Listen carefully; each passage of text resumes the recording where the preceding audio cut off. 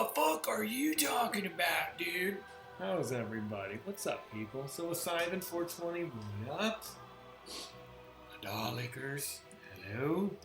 Hang on, let me just get my shit in order over here before I try a no death run. I don't even know. It's been a while since I played. I feel like...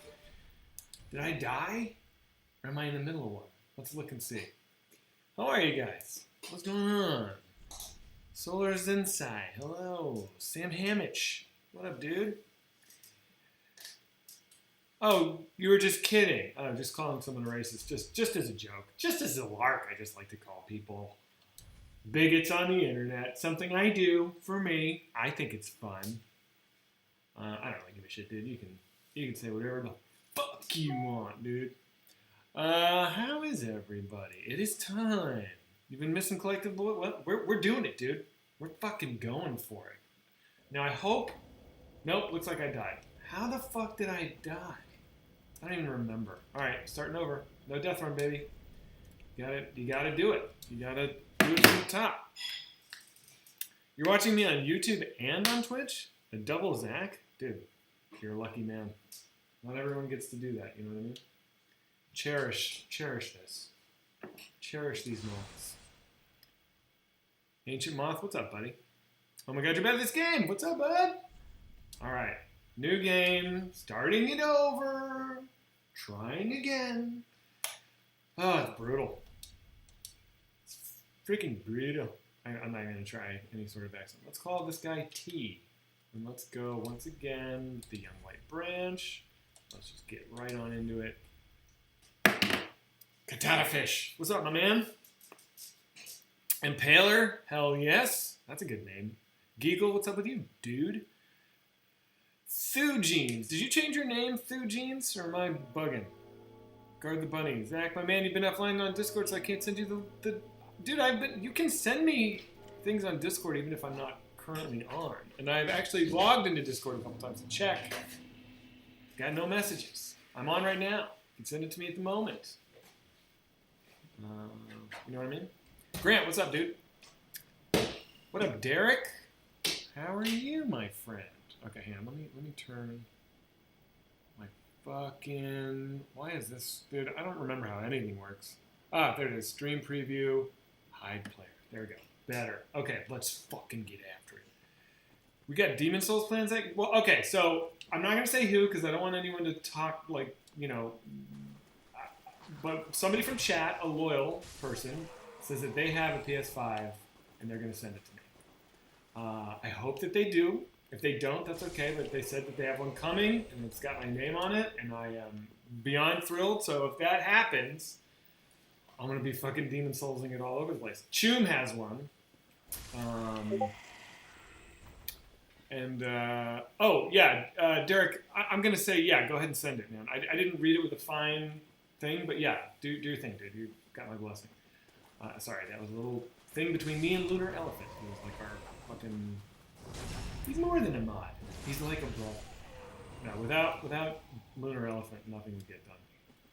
He's helping me with some, like, YouTube rights shit. Anyway.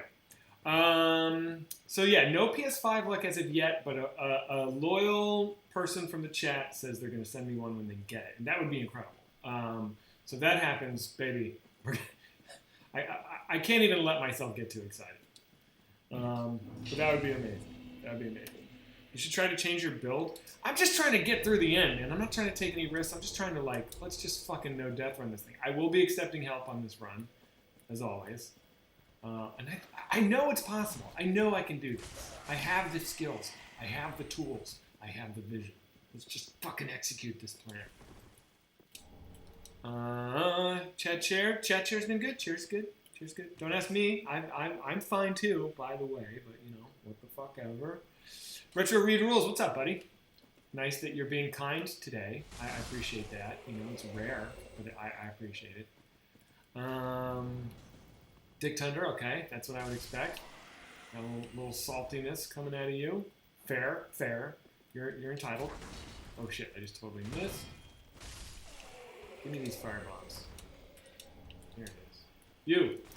What are you doing, dude? Jeff Knapp, all is well, dude. Things are good. I should try a Pyromancer. You know, I did a Pyromancer run, and I liked it. I enjoyed it. Shownuff is here. What's up, Shownuff? Shownuff is one of my road dogs on this game. He's helped me out of many a pinch. Shownuff, I would love it if you would join me, but no press. No press. Always got to tune in to Collective Souls. Yes, you do. Yes, you do. And I appreciate that you do. Coach, thanks for gifting, my friend. Very cool. Very cool. Yeah, we recorded Buckerson and Myers 2 days ago. It's gonna be a good one. It had some very funny moments. I'm not gonna fucking lie. We were laughing. That's always good. Whenever we're laughing, it's good. I think. So that should. I don't know. Sam's editing it, so whenever he does it, those things are not easy to edit. So. I would hope it would be tomorrow, but I wouldn't expect it. We've kind of fallen off of our every other Tuesday because shit has just gotten crazy busy, but we're still doing it. We have this one, and then I bet we have 2 more actually. And then that's going to be the end of Buckerson and Myers, but then I think we'll probably do like another roleplay thing, maybe. We'll see. Sometimes the roleplay things are complicated. Anyway, do you like King Cruel? I do. I do like King Cruel. I don't like. He's not like one of my He's not my top 20 or anything, but I definitely like when he puts out a new record. I will check it out for sure. Taozu for you. Thanks for gifting, my friend. Fucking awesome, dude. Appreciate it. Zach, on Self Like Saturday, would you ever consider reviewing a sketch you guys didn't really care for? For example, the Heist sketch. Yeah, for sure. Maybe briefly talk about why you guys didn't like it, or do you think that wouldn't be that interesting to talk about? No, I think that would be like more interesting, honestly. I'd rather watch I remember I watched a commentary for a deleted Mr. Show sketch. It was like this sketch in like a queen's court, and the queen's. I bet somebody in this chat knows what I'm talking about. Yeah, we're planning on reviewing every sketch. It's just going to take us forever to do it, but that's the idea. But it was interesting to hear David Cross talking about why the sketch just didn't work and how it was kind of this embarrassing thing. And I remember that was just so much more fascinating than like, oh yeah, look how funny this moment is, which is kind of what Soul Suck Saturday falls into a lot. So yeah, to answer your question 100%. In fact, maybe that would be a good thing to do this week is we just pull out everyone picks their least favorite sketch off the dome and we talk about why they don't work. I think that would be really fascinating. So I like that idea. Half the sketches you can't review from season 1 because of WKUK. I think season 1 is actually all legit because there's no nudity in season 1. There's no F-bombs. Not that that matters. Oh, I did the jump with the suit of armor on? Fuck yeah, dude. It's season 2 when we transfer to IFC where it starts to get a little NSFW, you know what I mean? Here's an idea. Do collective news. Have Trevor try to talk to you about the news while you do a no-death run. That would be funny. That would be funny. That would be funny. All right, don't fall, Zach. I have ruined these runs falling here, so I'm not gonna do that. Lose your face. Did anyone catch that I played that Squirrel Nut Zippers song "Hell" to lead this intro in? That song is good, dude. In the afterlife, you could be headed for the serious strife. NSFW is the best part. Not the best part, but it's good. It's good. I'm not going to say it's not good. All right, let's go. Don't fall. Are you guys just going to Zoom review the sketches you can't show on Twitch? I think yes. I think yes.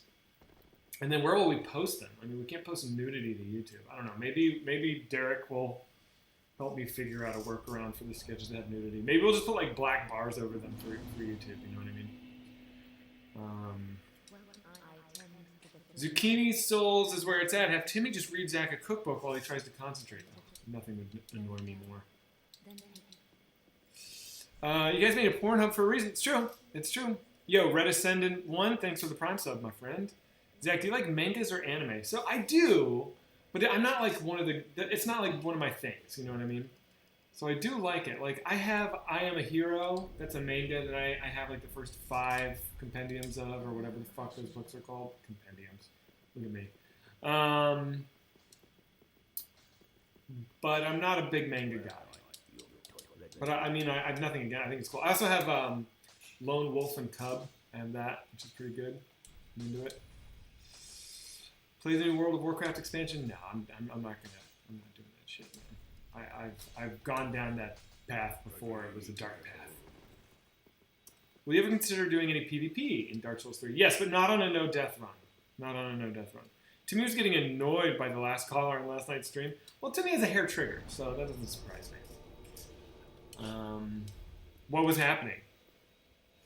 Wildman107, come into the waiting room on Discord if you want to, because I would love you to summarize Timmy getting annoyed by somebody. So that would be cool. Come into the waiting room.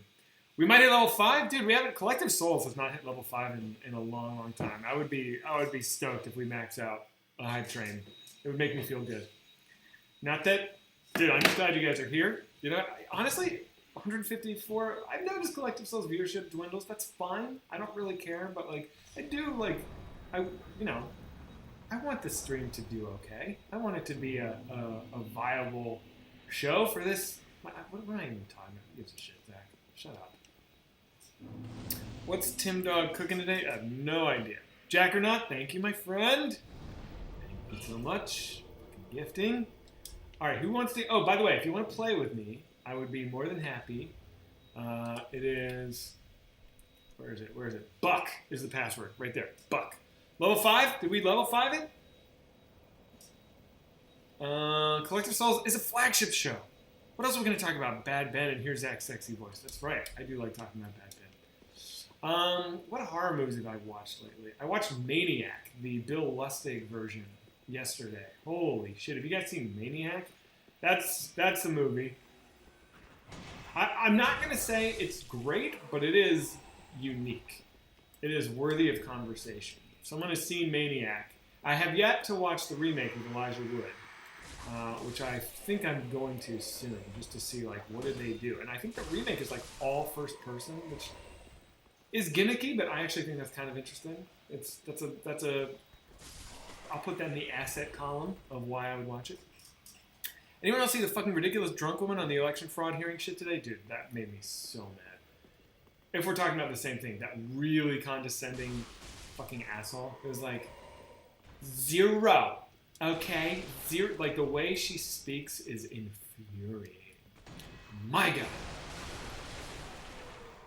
God. That's Trump's star witness? Well, God help him. Can this whole fucking canard just be over? Can we be done? Jesus, guys.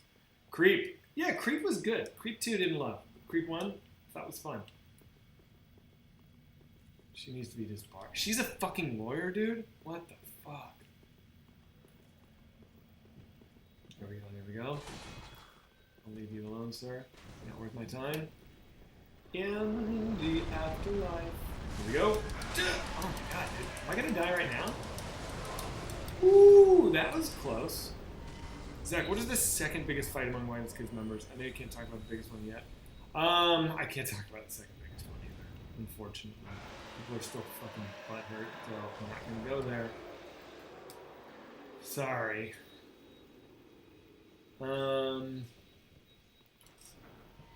Zach, I just finished Wrecked. You did? Yeah, so Wrecked, my show that I did on TBS, just went up this weekend on HBO Max. So if you got HBO Max, I recommend it. It's free. It's fun. It's 3 seasons. I think they did a great job. I'm proud of that show. Check it out. Enjoy yourself. Laugh a little, guys. God damn. We did it. Did we max out level 5? Oh, we're at 154. Now, usually I'm fucking thankful and stoked that we hit level 5. That's awesome. I will fucking call somebody at level if we hit 500%. Ooh. As is tradition here at this network. This network. What do you have? Throwing knives.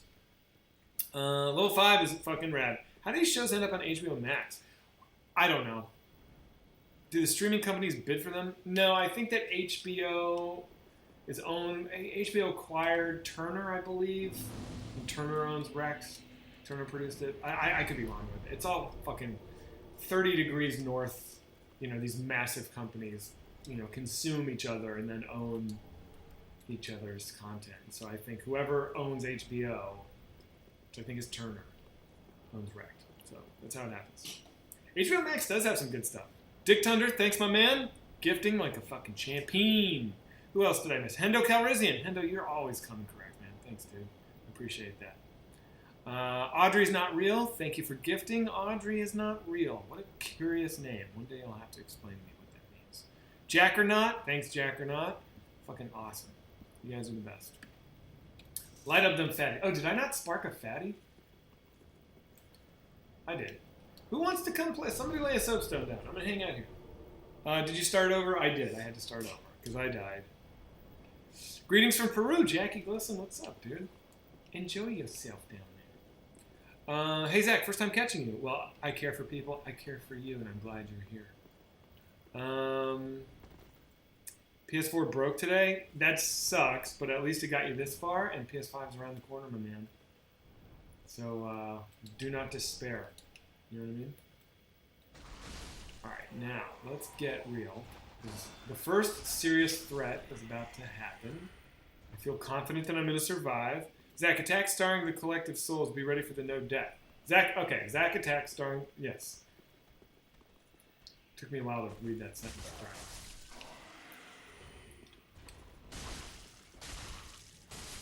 You're dead. You're dead. All right, here we go. So let's get ready. Zach, don't fuck this up. You're going to need these. All right, this is where I could die. Fuck me up on a Zoom call with a new person at work. Can't listen to your beautiful voice. Yeah, that's okay. 500%? Did we do it, really? Dude, thank you guys. That is fucking awesome. Who do I call? Did we do 500%? I'm going to believe you. Whether you're telling me the truth or not, I'm going to decide I believe you. Okay, your sign is down, a tower on the wall. Should I go get you now? I think I'll go get you now. I'll just come grab you, dude. Zach, did you write any of your lines in Rex? Not many. Those guys are such good writers. I'm sure there's a couple here and there, but mostly no. The Shipley brothers, who are like the creators, showrunners, kind of like dudes. Ooh, I thought you were dead, dude. Their scripts are great. I never read one of their scripts and was like, ooh. So, no, I'm sure that oh yeah, there's some improv, but not a lot. Not a lot. I think some of the stuff with me and Brian was probably improvised. I never lied to you. It was 500%. I love it. I love you, dudes. Call Barack Obama. Don't have his number. Zach, are you a fan of Fleet Foxes? Have you listened to their new album? I am a fan. I have not listened to their new album. Zach, I recently started playing DS Remastered. How do you get good at these games? Dude, just fucking play them too much, like me. Just show enough. What up, dude? I'm getting a phone call from Albuquerque. I don't know anyone in Albuquerque. Fuck off. If I get a work call, I'm gonna have to take it. Just throwing it out there. I hope I do. It's Barack Obama pick up. Does he live in Albuquerque? That would be so funny. All right, so dude, don't kill this thing. We want it to morph because I need the Titanite. Don't kill it. Morph, bitch. All right, now kill it. Ooh, that did not paralyze it. Sure enough, you want to attack the monster or what? Oh, am I going to fall off it? Unreal. Unfreaking real. I can't believe I just rolled off the roof. Sorry, Shonuff. God damn it, dude. Ah. Wow, Zach. Wow.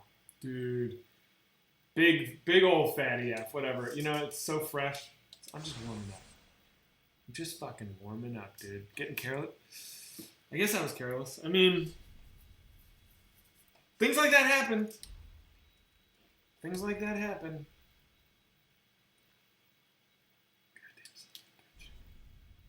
In the F, I'll do an F for my stupid death that I just had. Let's fucking get after it. That's gotta hurt. Oh, that was a practice run. That's right. Dude, they're all practice runs until you succeed. Think about it that way. Call Sam, tell him you need him to fill in on Newsboys this week. Nope.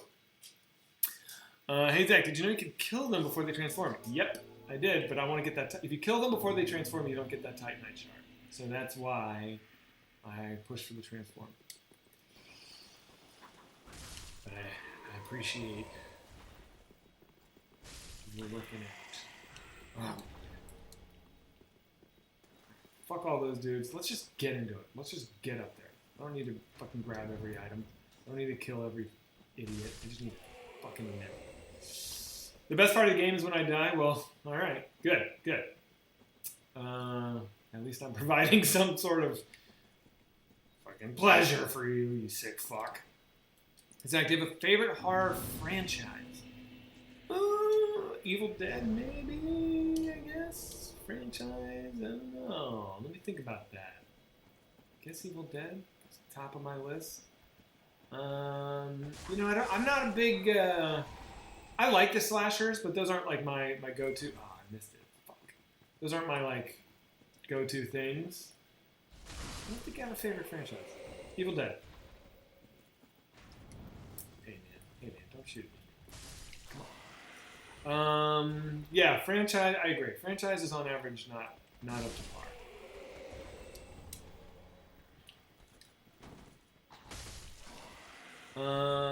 Anybody see Deadly Friend here? No, I don't know what that is. I would give Bruce Kimball my butt, no questions asked. Okay, well, I don't think he would go for it. That's not a judgment call on your butt, but I just feel like he's at that age in his life where he's not just attacking random strange. You know what I mean? Oh wait, I gotta go get that shard. This is a place where eternally. Zach, have you ever met any of the Reno 911 folks? Yes, I have. They're very, very nice. Oh my god, really, Zach? Come on now. Zach, do you play any roguelikes? It would be dope to watch you play Dead Cells. I do. I love Dead Cells. I played that. That was a great game. I got pretty far. I'm not, but I don't think I've come close to beating that. I've beaten runs, but I haven't made it to like the final dude. Ken Marino? I don't think I've met Ken Marino. I've met Thomas Lennon, Cedric Yarbrough. Who else have I met from that show? I've never met Ben Garant. I'd like to. I feel like Ben Garant and I have similar sensibilities. I don't know who else I've met. I've met a bunch of them. How do I gift money? I think there's links. You can donate through Twitch. I think there's a PayPal link on our About page, which you could do. I so appreciate it. It's all the money goes to the movie that we're raising money for.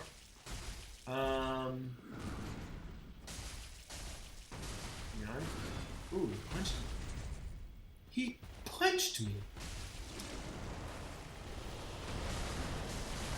Ooh, he hit me again. Dude, I'm not doing great right now. Maybe I'm having an off day. I'm not going to put that out. I'm not going to put that energy in. This guy's happy.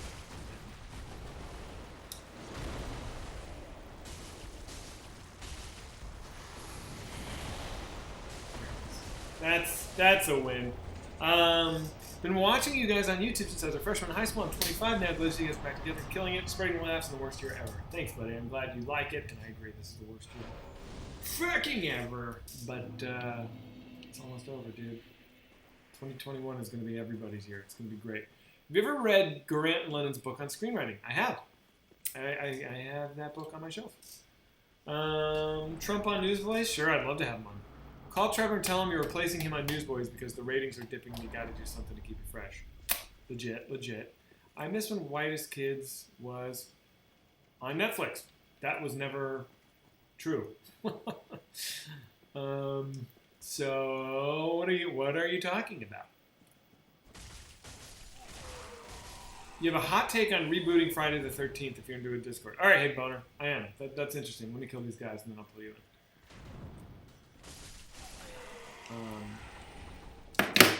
Let's hear it.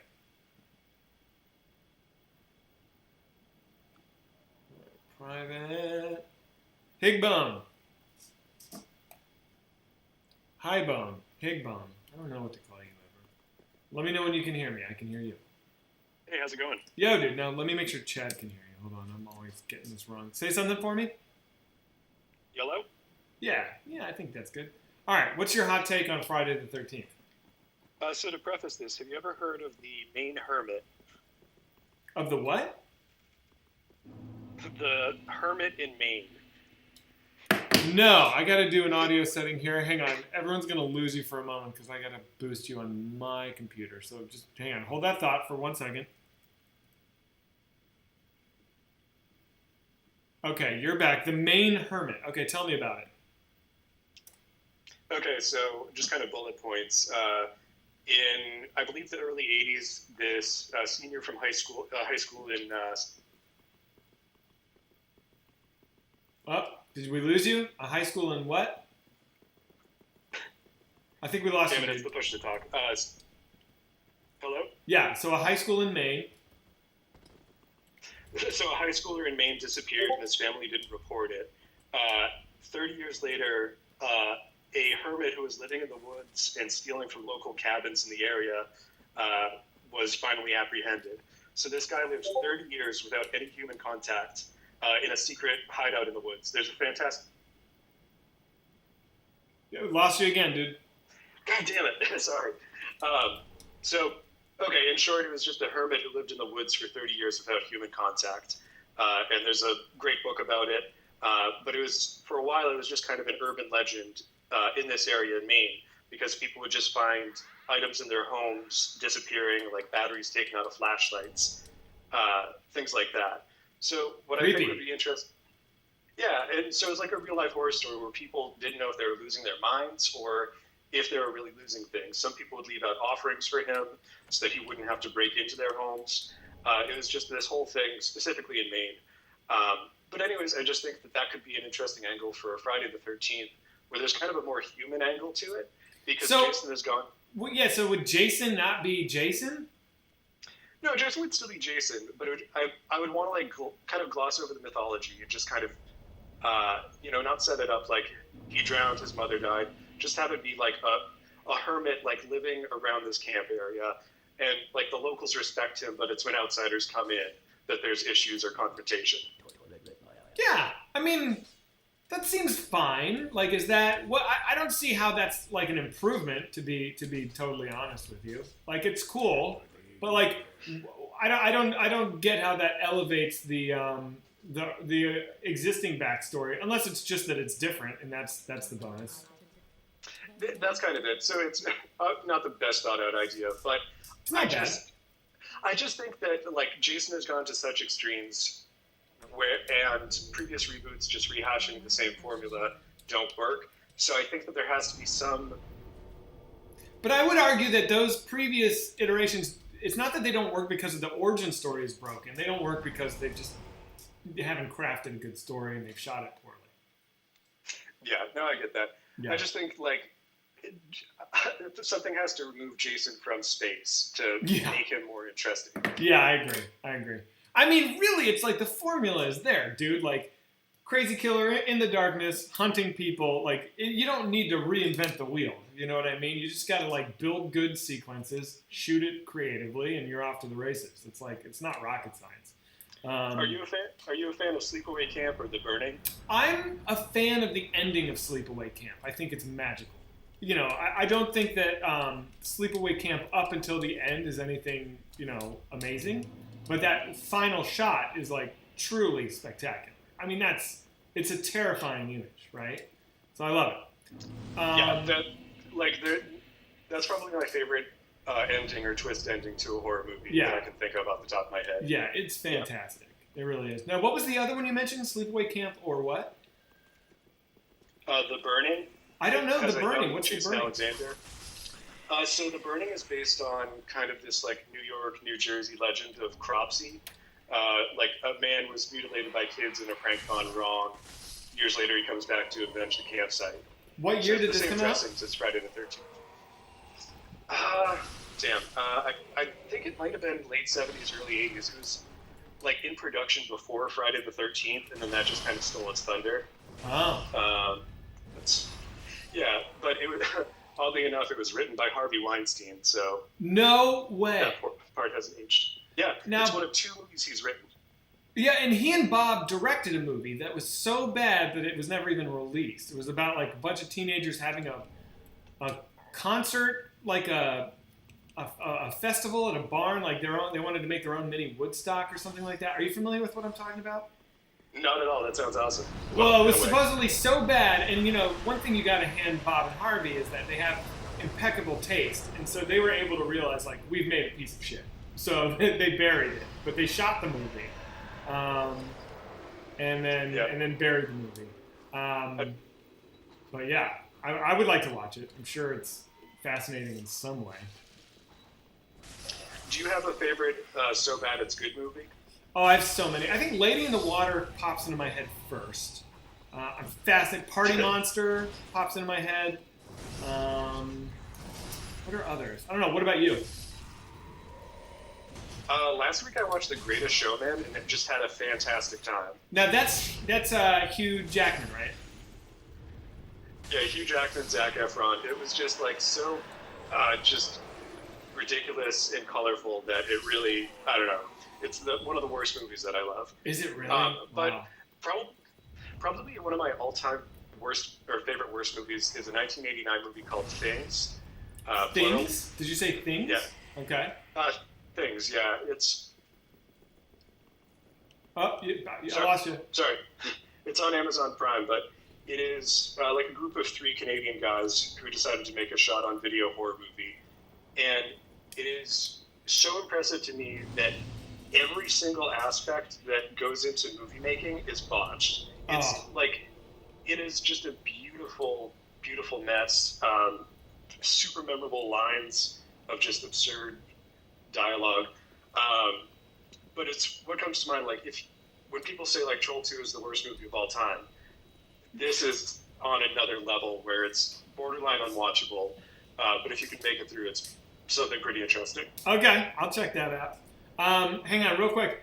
Whoever put down this purple soapstone, I'm doing a no death run. Why would I even roll the dice that you're going to be an asshole and maybe kill me and I'd have to start over? What up, Shona? I'm sorry.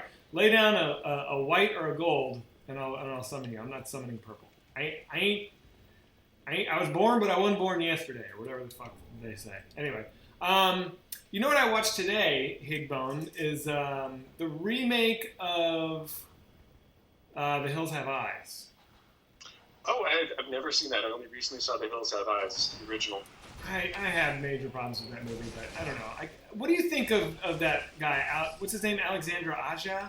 He made High Tension, the French film. Did you watch that? I haven't seen High Tension or Climax. Or wait, did he do Climax? No. No, the Climax is Gaspar Noé. Right. Yeah, I haven't seen High Tension. It's been on my list for a minute. Climax is definitely worth watching. It's crazy, dude. That movie is like it's about one giant bad trip, and like you feel like you're bad tripping. It is nuts. Did it kind of like match your experience with hallucinogens, kind of in a Midsummer way? It reminded me a lot of it. Yeah.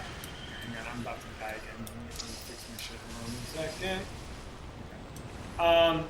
Yeah, but Midsommar, everyone's like, Midsommar is the most realistic depiction of hallucinogens I've ever seen. It's like, I guess Midsommar kind of nails the subtle visual hallucination, but like, Climax nails the psychological, just, fractured thought, total misery, dread for no reason. Like, it doesn't even get, like, visually trippy. It's just about the fucking psychological experience of bad tripping. And I think it nails it. Yeah, I've never tripped myself, so, like, I just referenced Midsummer, Why have you never tripped? People say that. No reason in particular. Like, for a long time, super into weed, and I was smoking every day. Not even to an extent of a problem. It was just fun. But then I just started getting debilitating anxiety attacks every time I smoked, so I never really stepped beyond that. Sure, I understand that. I did do speed to edit a book, and that worked out really well. What does that mean, did speed? What did you do? I think it was just some sort of amphetamine. I think it may have been Adderall or something similar. Okay, not meth. No, yeah, I didn't do meth to edit a book. Hey, who fucking knows? There's a lot of books written on meth, man. Oh man, there's a movie that was made by a guy just binging meth, and he eventually died. I can't remember it. It has the guy from The Hills Have Eyes in it. Yeah, that movie's awful. I couldn't keep up with it. The original Wes Craven Hills Have Eyes? Yeah, you know the guy. I don't want to be mean. I think he may have had like alopecia or something. Yeah, I know exactly what you're talking about. Yeah, yeah. But I think he has a brief part in it, or he's. Oh, I think it's called The Evil Within. And No, I like The Evil Within. Maybe I'm thinking of the wrong thing. Is that where like there's a mentally challenged man No. finds a mirror? Yes, that's it. That is a very weird and interesting movie. You know what? Let me do this. Yeah, what I appreciate about it is that it exists. Like, how did this happen? Like, there are just so many things that I would never have thought to put into a movie that are present. Yeah. Yeah, I thought that there were some very original scares in that movie. It's not really scary, but like it's so unique that I really enjoyed it. And it's not like a good movie. I mean, it's definitely a borders on the amateur, but I don't know. I thought it was like really like one of a kind. Big fan of that movie. Definitely, yeah. I don't know what that was reminding me. Oh yeah, I think I watched it with my girlfriend, and like she just kind of pulled me out of it. Not blaming her, but she just wasn't really into it, so we had stopped. Yeah, I get maybe that. It's maybe it's just a me thing. I'll go off on watching it on my own. Yeah. Another thing I wanted to ask was, have you ever seen the movie Hell House LLC? Now is that the doc or is that the one about the doc, sort of? It's found footage presented as a documentary, like, oh, we recovered this footage. I've watched the trailer a couple times. I don't think I've ever actually sat down and watched the movie. I was impressed by how much I liked it. It's not a good movie, like 5 out of 10, but there are some interesting scares. I know you mentioned lingering shots in the past, and I think they definitely serve on that in some instances. Oh, did I talk to you about leaving DC? Did we already talk about that? Yeah, that's me. No, I know. Yeah. But did we have a follow-up conversation? Yeah. Oh, we did? Okay, I couldn't remember. Okay, my bad. Yeah. No problem. Yeah. All right, man. Cool, dude. But awesome. Did you have another point? I'm sorry, I didn't mean to cut you off if you had something else you wanted to cover. Maybe one more like little recommendation. Have you ever heard of the movie Be My Cat, a film for Anne? Yes. In fact, it's really interesting. I watched it because I was writing a movie that was kind of similar, and Be My Cat, I was like, oh, is this gonna fuck me up? Like, is this gonna like step on my toes? And I had mixed feelings about it. I thought that the guy was like very interesting. Like, I think he did a good job, his performance. But it just kind of lingered into the torture porn area. Once he started torturing the woman, I was like, nah, I'm done. I don't need to finish this movie. No, the lead dude is like definitely charismatic as hell. Yeah. If people don't know, Be My Cat. So what country is that? Is it Romania? Romania. It's Romanian. It's a found footage movie of a guy making a video for Anne Hathaway where he's trying to convince her to be in his movie that he's going to make called Be My Cat. And so it's just him like talking to Anne Hathaway the whole time, which is a fascinating premise for a movie. Like, and trying to convince her and making this giant 90-minute commercial for Anne Hathaway, he ends up like kidnapping and torturing other women, and it's interesting, but it's like ultimately it lost me. Yeah, like there's that scene where he's torturing a woman behind a curtain. That's where I left. Yeah, that for me it was like it was definitely torture porn and took me out of it. But I was also like, this is interesting in a way. Like, I haven't seen something like this done, I guess. You're right. I think part of my problem is sometimes I watch these movies at, like, noon. I'll be in my house, I'll just put one on just to, like, see what it's about. And I'm not necessarily in the, like, sit down, turn the lights off, focus thing. And so this woman just shrieking for 5 minutes, I was like, dude, I don't want to watch this right now. So I just turned it off, Maybe if I'd given it the respect it deserved, I would have had a different experience. I think that usually when I watch movies, I am like turn the lights off, focus. That's what you should do. Yeah, it's kind of a mixed bag. Like I think I've mentioned before, I work throughout the day, but I have just enormous amounts of downtime. So I'll kind of put like more casual things to watch in the background, and then towards the night, like actually sit down for something. But to your point of the screams, I think my girlfriend was in another room or something, and she was just like, "What is happening?" Yeah. Oh, dude, that welcome to my household. Sarah will just Yeah. like come into my bedroom, our bedroom while I'm like watching a movie, and just be like, she'll just like shut the door and just give me a look like I've been listening to someone shrieking for like 20 minutes. And don't kill it. There was a while ago when I was watching Dear Zachary for the first time. Oh, At you the poor end of it, man. I was like literally wailing, like crying harder than I have for like significant deaths in my life. It's a Just because devastating movie. It's devastating. Like I almost like felt emotionally manipulated, but I was like, nah, no, it's kind of the point. But anyways, I was just screaming my heart out. My girlfriend was like, "Are you actually okay?" Like, you, Oh no, we got It's- invaded. Sure enough, we're invaded. she was like, yeah, because she was like with me when my grandfather died, and then like this was startling to her. Yeah. Sure Don't enough, watch that hang if you're on a sad. second, buddy. Sure enough, let's head straight to the boss. I don't even want to. It's a no death run. I don't want to fight this guy if we don't have to. So let's just beeline for the boss. Get rid of this invader. Sorry, I'm listening, dude.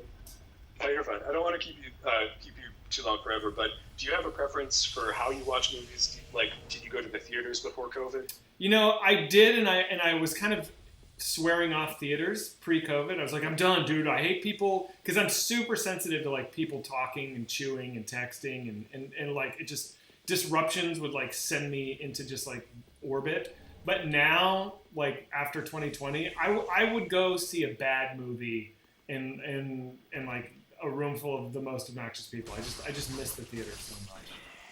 Yeah.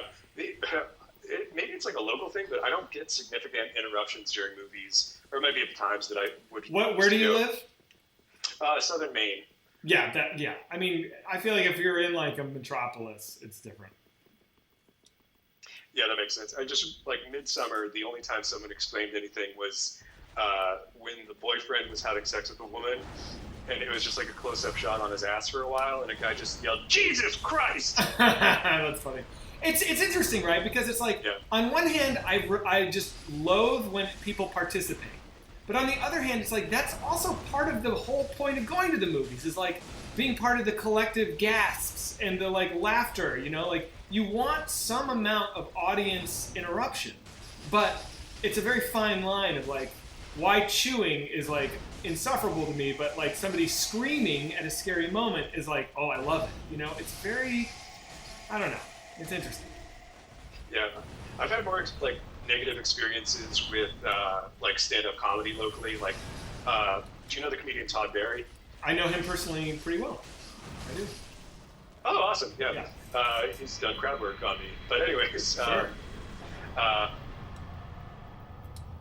very obnoxious heckler at his show in Portland, Maine, and he ended up having to eject her. She was just so awful. Yeah, it's. She was in the front row. And for a show, especially with someone like Todd, people think that they're part of the show and that they're helping. And it's like, you're not helping, dude. Yeah, but he's such a master of his craft with crowd work specific. This was like a crowd work specific tour. Yeah, I remember that. So, yeah, so he's just totally in control. Unless you get a really drunk have you person who just doesn't want to fucking be quiet. And then, like, it doesn't matter how in control you are. You just, yeah. I mean, sometimes even Todd Barry, who's probably the best at crowd work I've ever seen. Yeah, Even no he doubt. has to pull the trigger Yeah. sometimes. All right, buddy. Thanks, I man. just remember. Right. I appreciate talking to you, dude. I'm hopping off. Thanks, buddy. Pig bone is cool. Fired up. I did fire it up, right? I think I did. Todd was half the people at my college. Oh, like the name Todd? I was like, what do you mean? Like Todd Barry? Did you go to like a Bain John Malkovich college? Oh, fuck. All right, so I've really stepped in it now. I've pulled two of these guys at the same time. My partner is gone. This has the potential to kill me. I think I'm gonna survive, but it's not guaranteed. This is a dangerous situation.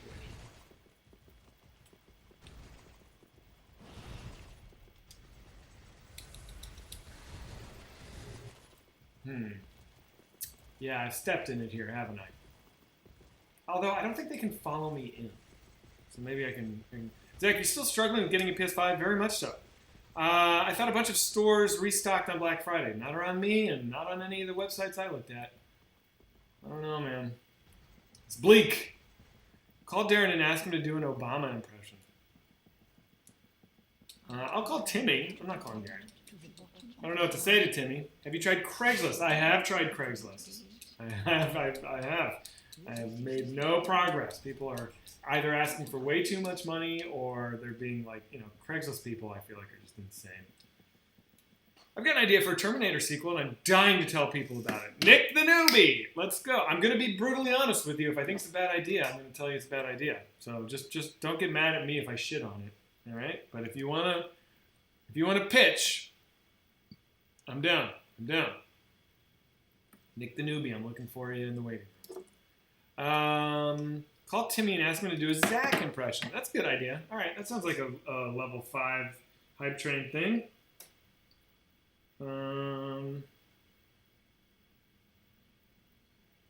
Here we go.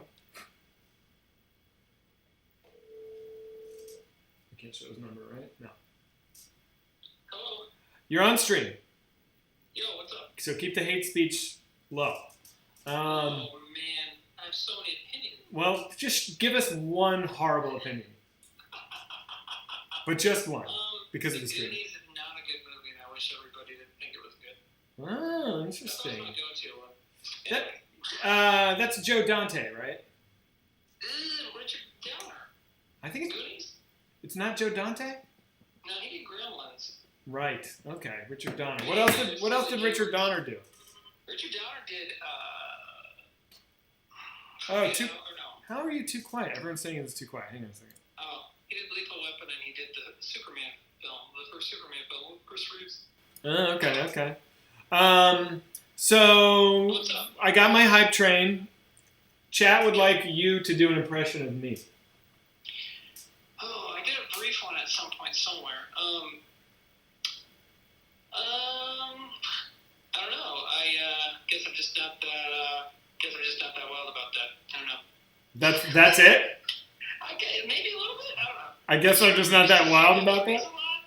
I would say I guess I'm just not that wild about that. Well, like about ideas and stuff. If you didn't like something, yeah. Or I'm not crazy about it. You'd say that too. I'm not crazy about that. Okay, I got a catchphrase. I didn't know. That's a good catchphrase. Yeah, I'm not crazy about that. What a weird catchphrase for someone to have. Well, it's a weird thing for me to remember, but I don't know. One time someone asked me on one of these streams, someone asked me to do one of you, and I think that's all I did. But yeah. So also, chat is lighting up, and they're saying, "Ask Timmy about the heckler." What does that mean? I don't know. Ask Timmy about the heckler man last night. Oh, the guy that I popped in on Sam's stream for a little bit, and then we were bringing in people from the chat or from Discord thing, and the last guy was like, nice, but like really, really excited, and like he'd bring up subjects, and Sam and I would talk about them, and then he'd like talk over us and tell us. I don't know. It was a little crazy, but he was fine, But well, no, I don't know. Yeah, he was all over the place, and he was like telling me like I like your parenting advice, but then he got on my case about needing a rice cooker. Oh, I was wondering because people are like, Zach, please buy a rice cooker, please. What the fuck? I'm like, what the fuck? Exactly like, yeah, dude, that's what. And people kept saying like, is this guy a rice cooker salesman?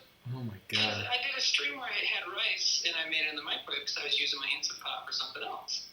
And so people were like, do you need that? I'm like, no, I normally cook rice in there, but if we're not using it for something else. So, but it's like he was a little abrasive. But then he was asking us about like, how do you know when a sketch idea or a joke idea is done being polished? And it's like, well, you kind of got to get it in front of people, Mm-hmm. But he, I don't know if he was as into listening to our answers as he was in asking questions. And did he mention genocide? He mentioned something about some idea he had about how when the tables turn and women control the earth, and something about domestic assault. Then, or I don't know. Was his name Hood-Be-Dam? Yes. Uh-huh. Got it. All right. Have you dealt with him before? Nope. It's just chat's telling me. Yeah. Okay. All right. Well, otherwise, it was a very pleasant chat, and Sam took me in Flight Simulator and crashed his plane into my neighborhood. Oh, fun. Fun. So that was fun. So, all right. Well, yeah, that's all I got. All right. Katie Boys is late tonight. Let people know it's at 10 p.m. Eastern. What are you cooking? Cookies. Cookies. I'm making macarons and peppermint toffee chocolate cookies. That sounds good. Yeah, man. All right, homie. What are you playing right now? Dark Souls. Yeah? All right. Have All fun. right. Later, dude. Bye-bye. Okay. No hood be down on Collective Souls is what I'm gathering from that conversation. Oof. All right, let me get that backstab before I get double teamed. Come on, man. All right, I think I'm in the clear. All right. Ooh, that was close. God, these shield bashes are fucking nasty, man. Come on. Come on. Spear me, bitch. There it is. Zach, best weapon combo in Dark Souls 1? Dude, I haven't played Dark Souls 1 in a while, so I'm not gonna... Oh, but I would get the Dragon Sword early on. Do you know how to get the Dragon Sword in Dark Souls 1? Like in the very first levels, you get a ton of arrows, shoot that dragon perched on the castle like 40 times. Eventually he'll fly away, and you get the Dragon Sword. That is a great early game weapon. So that's the only real advice I got for you. Drake Sword, yeah, the Drake Sword. That sword is fucking great. Yo, did somebody go crazy with the subs? Let me check my Streamlabs. Make sure I'm not missing out on some valuable thank yous and shit. Yo, we got somebody donated $60. Thanks, guys. Hold on, let me get my recent events. I'm sure this is thrilling. Naked Melon, thanks, bud. Dude, Hood Be Down. Hood Be Down donated $50. All right, Hood Be Down, all's forgiven. You can hang out in my chat with me anytime. He says 20 goes for Timmy for a rice cooker. The rest goes to the movie. I told you I would. Also, sorry for being drunk on Steam. That is so funny. Hood Be Down, all good, dude. That's fucking hilarious. I'm like, yeah, well, Hood Be Down will be coming on Collective Souls. I guess we learned that. Hood Be Down. Hey, thanks. But look at me. What a fucking weirdo. All right, let's go. Let's just go like straight down the middle. You know what I mean? Vanilla, beige curtains. That is so fucking funny. Twerkin, thank you. Twerkin, Smalger, thank you. Dick Thunder, appreciate you. What am I missing? Kevin from Connecticut says Drake Sword fucks. I agree. Distorted Punk says much love. Much love to you, Distorted Punk. Burgley Sanders has subbed for 3 months. Thanks, Burgley Sanders. Looking awesome. You guys are bringing it. Exactly, Northzilla. That's what I'm talking about. Chat wants Sekiro. Ooh, all right. Let's see. Oh, yeah. Okay. Chat wants Sekiro. I'm down for that. All right. Dark Souls 2 would be fun, though. I feel like I can rock Dark Souls 2. I don't think I can rock Sekiro. Sekiro, you'd just be watching me get my ass kicked, which is, it's fine. All right, let's infuse this raw. Let's fucking go. Let's reinforce it. Ooh, what do I need? I need just souls. 385. Hopefully I have that. Oh, I've not been grabbing stuff. Are you gonna get me over the line? Yes.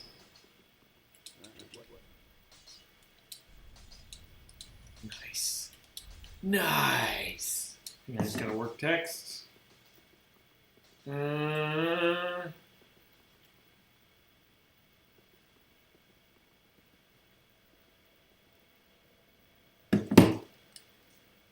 Let me respond in this text.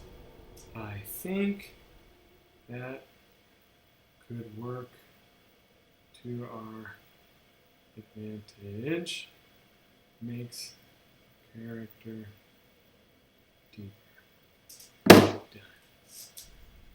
Let's go. Zach, what sounds better for you followers? I have been a soul for a while, or I've been collecting for a while, or neither. Wait, what? What sounds better for you followers? I have been souling for a while, or I've been collecting for a while. I like souling. Well, honey, I'm going souling. I just got back from souling. I like that. Zach's going to be a great DM. Love his storytelling. I would love to be a DM. Maybe that'll happen. I think that would be fun. Zach, what sounds better? Oh, I already read that.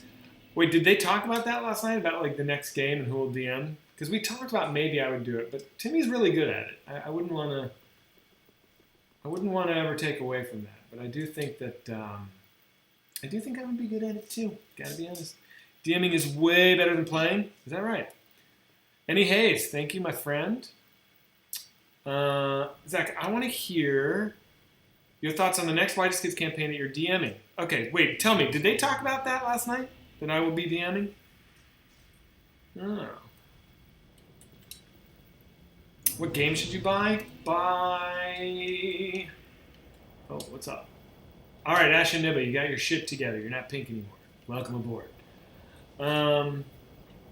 Burgley Sanders. I think that would make a great DM. Thanks. You use all that Souls knowledge and drop some Eldritch horror on the boys. Yes. Yes.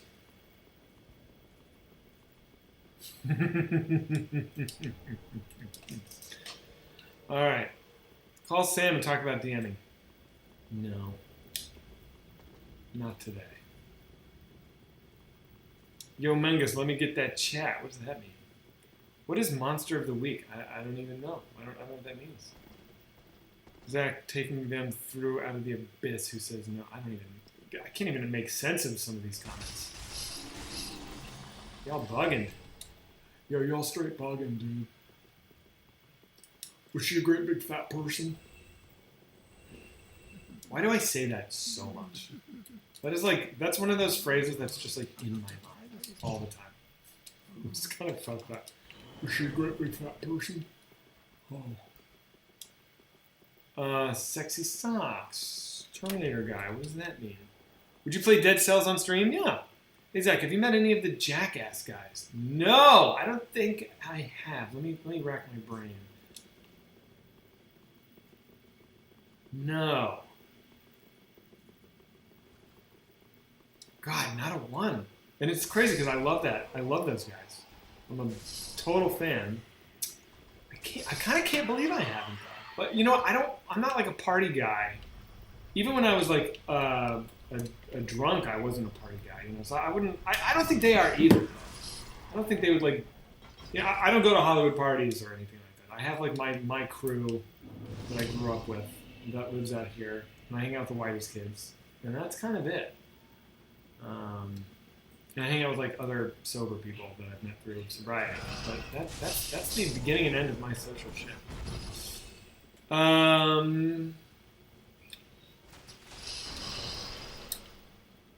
You grew up with Steve-O? He seems great. I have been in a room with Steve-O and listened to him talk for a long time. You could probably imagine what context I'm discussing. And I was very impressed with him. He was very humble, articulate. Articulate? What the fuck's that? He's articulate.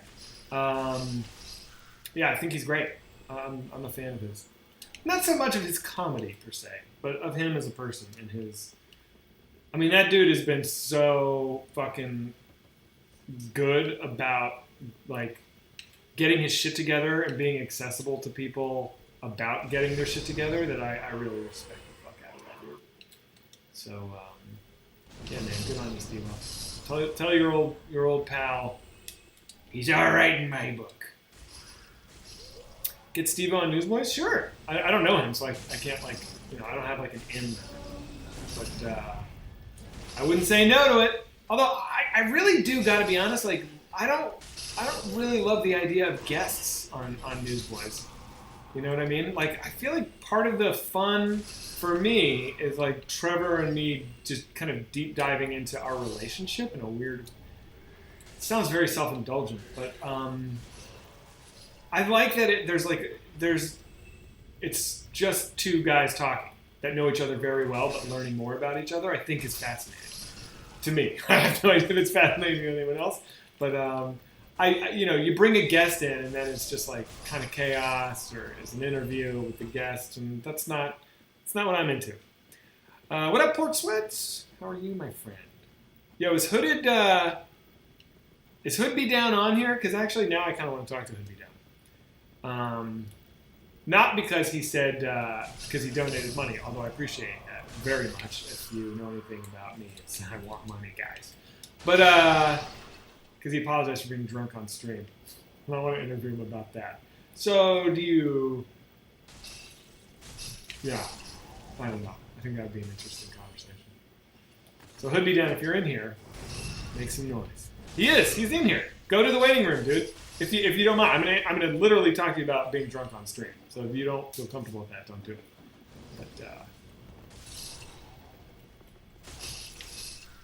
But let's try it. And by the way, dude, if you get annoying and bulldoze me, I'm just gonna kick you out. So, what up, Hood Be Down? Are you there? Hey. Yeah, I'm here. Can you hear me? Yeah. Okay, so what happened last night? You were very drunk. Okay, well, I went to the bar. How many drinks did you have? Well, my normal, so I had some tequila, a couple beers, because I was getting takeout for the wife. Now, what's normal mean? Usually double shot of tequila and a couple beers. Now, normal meaning every day? No. Wednesday's my happy hour day. So we used to go to this bar, all my old coworkers and I. It's my favorite bar down the street. And we'd get dinner and drinks every Wednesday and just meet up. And then, with everything, shut down, I still try to support them, so I get takeout. So you get a double shot of tequila and a couple beers at takeout at a bar? Yeah. Well, they have the delicious food. It's phenomenal food. Where are you drinking? On the sidewalk? Usually. What do you mean? So you're in the bar drinking in the bar? Yeah, well, I'm waiting for the food. Okay, so you're just standing at the bar. And like, what's the COVID concern here?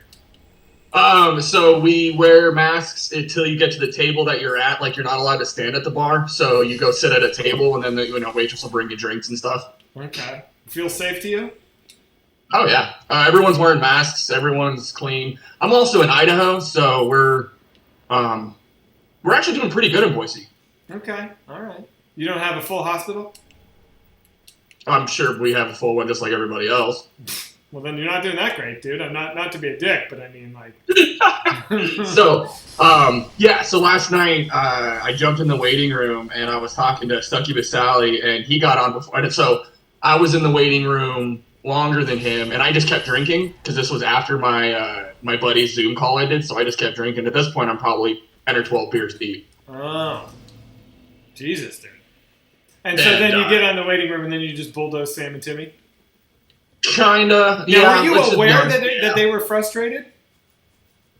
No, I was pretty hammered, so I didn't care. So when did you realize?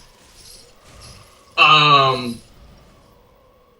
last night when I got off, I realized it because I was texting my buddy, and he goes, "Oh, you probably fucked that up." And then it was one of those situations where you said it best, like when you meet your heroes and like you have this big idea in your head, and then it like realizes like, oh, this person has no idea who you are. They don't care. Did I say that? I think I was talking about meeting my heroes like when I met Steve Coogan and he was mean. Oh wow, look at Ashen just went fucking off on this guy. But I get you. Like, I've also embarrassed myself in front of people I really respect, and it sucks. And so you feel like you have a relationship with them, and they don't feel like they have a relationship with you, and then it's a very bizarre dynamic. But yeah, I know what you mean. I don't mean to make you sound like you're crazy or anything. Oh no, I was hammered. It's not surprising. I do stupid shit when I drink all the time. And I can tell just from this conversation that you have a personality, like a very type A, outgoing, energetic personality, which by the way is awesome. That's good.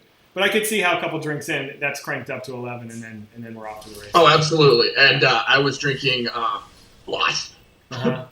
All right. Now, can I dig into your drinking habits, or is that uncomfortable? Sure. So yeah, I don't care. So how old are you? I'm 31. You're 30? Well, I'm 31 in 4 days. I'm 30 right now. Do you have alcoholism in your family? Yeah, I guess so. Mm-hmm. Are you concerned about it? Nah. No. And has it ever become a problem? Have you ever had anyone say like, "Hey, dude, you need to like rein it in"? Not really. Yeah, I mean, not really. No, never. I mean, there's always like, "Holy shit, you shouldn't get that blackout." But sure. Does it feel like it's causing pain in your life at all? No. You're good, dude. Fucking live it up. Well, so here's the thing: is I've been playing rugby for about 11, 12 years now. Uh-huh. and drinking is a heavy part of the rugby culture. So I've been drinking basically the same for about 12 years. Yeah. But and it doesn't feel like it's gotten like worse or started to like have a new shape or like hangovers suddenly feel different. No, not at all. If anything, my drinking's gotten better because I try not to like drink liquor as much or anything like that. I just try to keep it to beer. So, if anything, yeah, I think it's gotten pretty good. Cool, man. Yeah, dude. There is plenty of room for people who fucking like to drink and party and get fucked up. Like that does not. I'm certainly not implying that you have a problem. I'm so fascinated with people who can do what you can do because I can't. So I'm just like I always am like mesmerized by. I died. I can't believe I just died, dude. I'm playing like shit, but I'm always. I blame it. I blame me. Blame me. It's me. But I'm always interested in people bulldozed Timmy and Sam. I bulldozed you into death. It's all the same. Oh my god. I can't believe I just fucking died like that. Somebody says they saw it coming. Oh my god, you're bad at this game. Saw it coming. How did you? All right, buddy. Thanks. I'm gonna kick you off, and I'm gonna pull in. Oh my god, you're bad at this game, so he can tell me what the fuck he saw that I didn't see. But thanks, dude. It was a pleasure. Thank you guys. Yeah, sorry again for being. All is forgiven, my friend. You're all good. Later, dude. Bye.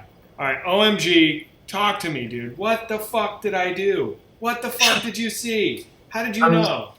I watched you stay in it when you weren't mashing B when you were on the ground parried and a second guy ran up. That was the me. You gotta just mash B and get out of there. Because I was in that conversation. Circle. I was like engaged. I was literally 70% of my mind was talking to the guy. 30% of my mind was playing the game.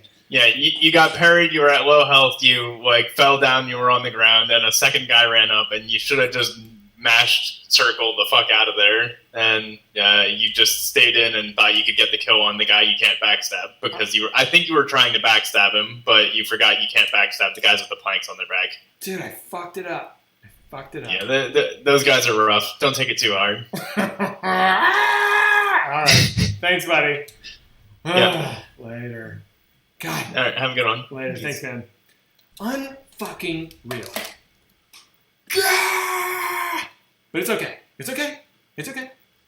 Zach played PS5. You son of a bitch, pork sweats. You think yeah, it's hard to watch. Frangina, don't you turn on me too, man.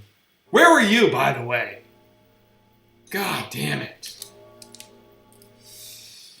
Oh, it's okay. Switch to Sekiro. What do I have right now? I got Far Cry 4, which is so fun. Wait, 3. I was playing 3 this morning. Far Cry 3 is awesome, dude. That game holds up. Hang on.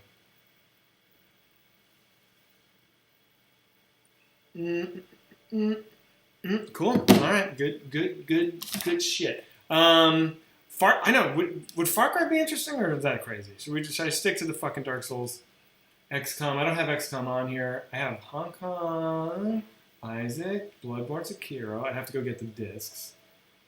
This is why I want to have a disc PS5, because like I wouldn't be able to have all these games on at once. You know what I mean? So I feel like that's kind of I failed my King of Souls. You didn't fail me, dude. I failed. More like Fart Cry. Ooh, that hurts. New Dawn. I'm going to delete this. This game's not that great. Goodbye, New Dawn. I went on a Far Cry kick recently, obviously. I was replaying Far Cry 4. The game slaps. Still good. It's still good. And then I was like, is Far Cry 3 still good? And it is. What's the PS5 option? I mean, like... all right, let's do a poll. New poll. What game? Isaac. Put Isaac on there. Far Cry 3. DS3. No death. And I don't want to do Sekiro, man. I just suck at it. It's just frustrating the shit out of me. I'd have to download Dead Cells. But I could. Do I have Gungeon on here? Enter the Gungeon. Oh, I do, and I have Gungeon. And I'll put Gungeon on the list. All right, what are we doing, team? And Warzone. I could do solo Warzone, but I would get fucking annihilated. I should have put that on poll,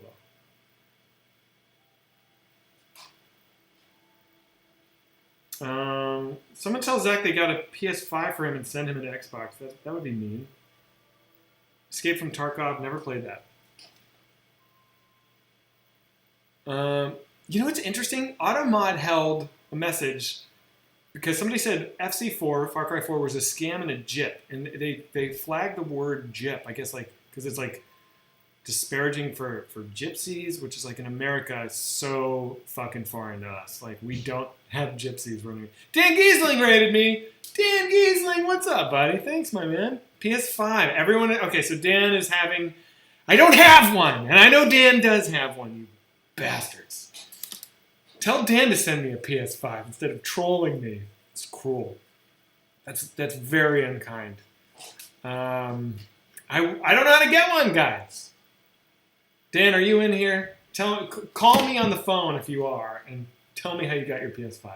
I feel like Dan is such a good streamer. He has such a big following that, like, he probably back-channeled one. His Dan Giesling slithery snake ways. You know what I mean? Is it Gungeon? What won the poll? What are we doing here? Ooh, so far it's Gungeon. Let's try it. Let's do a little Gungeon action. I haven't played this game in a long time. I'm not very good at it. Welcome, all you Giesling folks. Dan's a buddy of mine. I'm glad you're here. Feel free to follow. Obviously, I feel like I have to say it. Feel free to subscribe if you're feeling generous. If you're not, hang out. I don't care.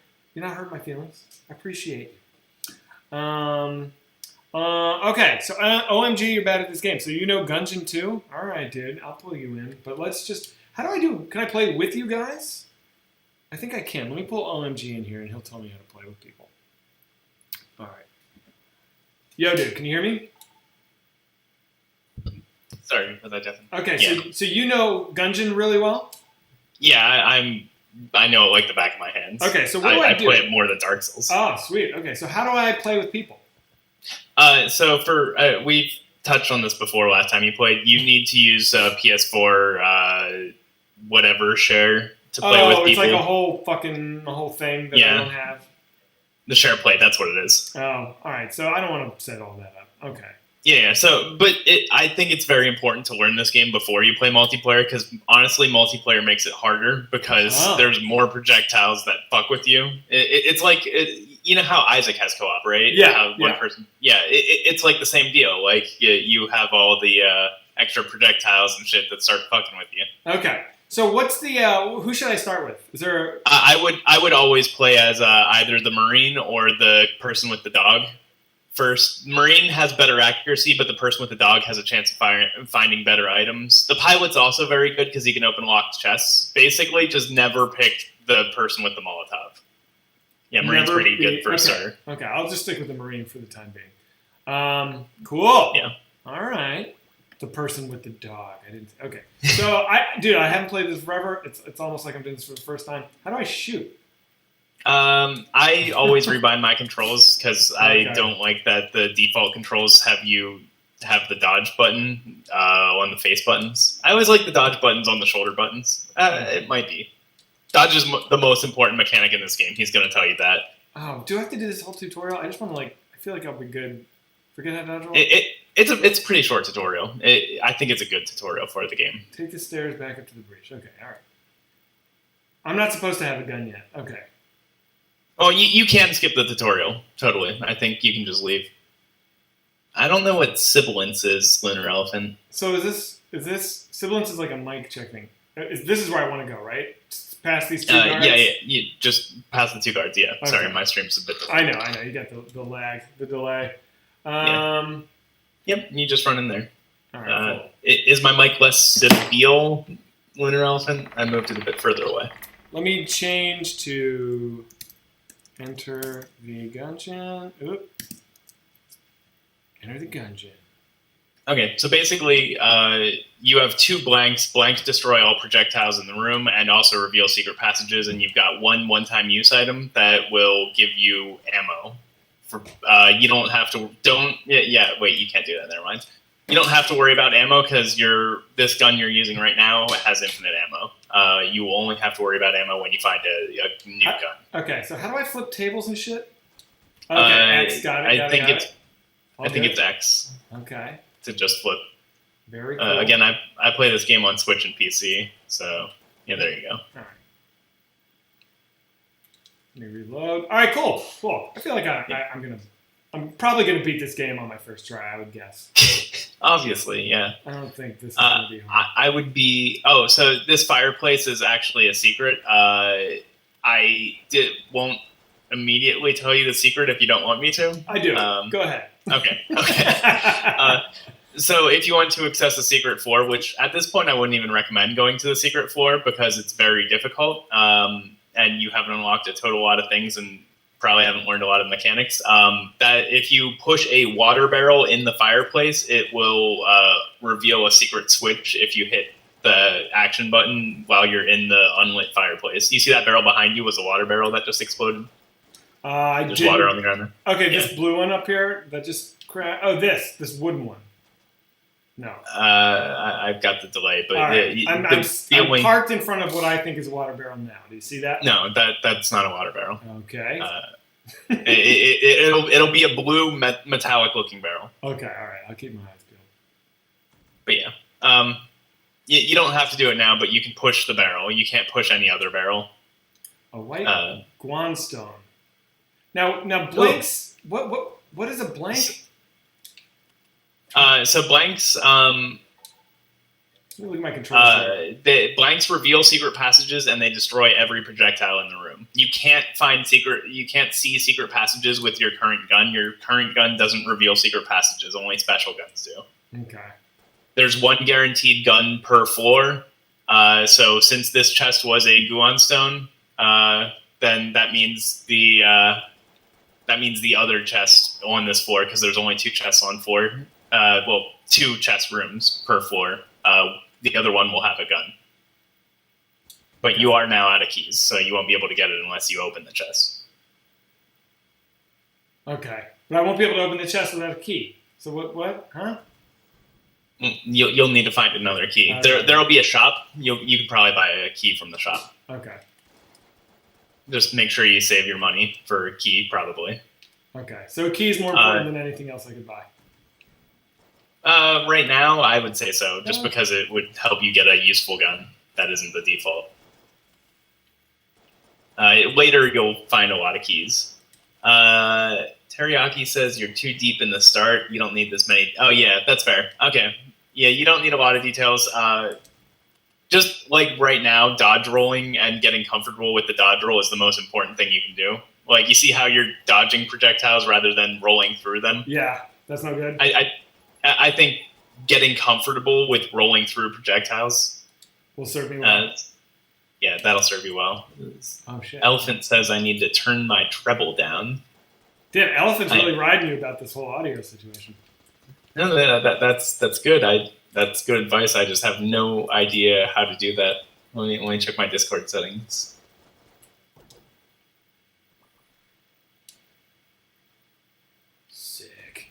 Someone mentions in chat that dodging is smarter than rolling, but once you get a hang of rolling, you just need. Right now, you need to be comfortable with the bullets. You need to not run into them, but you need to just have that overall level of comfort of dodging through. That was a good dodge through that projectile there, by the way. Thank you. This dude is terrifying. Yeah. He sometimes throws the flail when you're not expecting it, so just be careful with that. I forget exactly what makes him throw it. What is this thing? Save for later, this little red bullet? That's a heart. That's half of a heart. Notice your health is heart bullets in the top left. Uh-huh. So if you save it for later, you'll be able to grab it either at the end or in the shop. Got it. How do I warp around the zones and stuff? You see those? This thing. Yeah, if you hit L1, maybe. I don't remember the default. Like I said. Okay. So then I got it. All right, that's easy. Yeah. All right, what should I buy? I would get a key first and foremost. Key, and then I want to go find. Yeah, you'll find the other chest, and you can see the jar in the back there. That's what's storing that heart piece, half a heart that you got. So good. If you ever get hit, so it doesn't just stay on the ground there. Oh shit! What the fuck? Yes, so it goes to that. Okay, so I just got tagged. That stone circling around you blocks projectiles completely, by the way. So if it hits that, it'll block a bullet for you. Oh yeah, you also had armor. That explosion of you getting hit was one of your armor I breaking. was gonna say, how come I got hit, but I'm like, oh shit! This one's guaranteed to be a gun rather. I got a gun. Yeah. Hell yeah. Shoot the left and bottom walls of this room, of the chest room. Sorry. The chest room. Okay, let me go back. This game has secret passages, and then all secret passages can be revealed by using a special gun on them. Just shoot one each. Try to aim more center. Yeah, okay, you're good. All right. So they would have become cracked if those were real secret passages, but they can only be revealed with a special gun and a gun that has ammo. Oh man. Yep. Oh shit! All right, should I do this, boss? Make sure there are no more rooms in the floor, and then absolutely. Okay, cool. All right, dude. Thanks, man. Yep. I think that's a pretty high level overview. Pull me in if you have any questions or if I'm screaming at you in chat. Wait, there's still a secret chest passage. God, I can't speak. Secret passage. Sorry. Check the left room. There's a left chest room. Left chest room. All the way to the left. Yes? It looks like a room. The room where you first got a chest. Oh, fuck, do I know which one that is? I don't know. That one. You're like hovering over it. It's a small room. Okay. On the far left. This one. Yeah. The delay is. And then, yeah, sorry, it's like 10 seconds I right know, now. it's a lot. Yeah. All right. I don't think. And then I would just shoot every wall in this room. Just one shot each should be fine. But yeah, if you start to see cracks, Do I worry I'll call it about out. my ammo, man? I'm worried about my ammunition for this gun. Is that? Yeah, it's fine. So this character's active is an ammo replenishment thing. If you use your active item, it'll call in a supply drop, which will drop one of 2 ammo crates, which will replenish your ammo. How do I use an active item? I think it's R1 by default. That's but my again, trigger. just check. R1 is my shooting. And what's Maybe this red vortex in this room?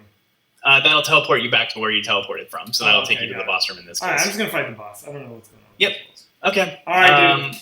I don't think you need me to coach you through fighting a boss. So good shit. I'm glad to have come in. Thanks for having me again. Thanks, MG. Thanks, buddy. Yep. I'm scared. Peace. Peace. Good luck. Holy fuck. Okay, this is terrifying. Woo!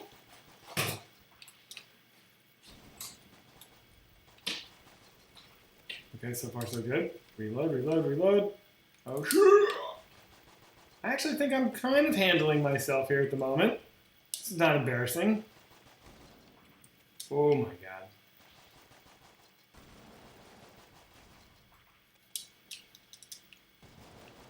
Whoa. Okay, so that's no good.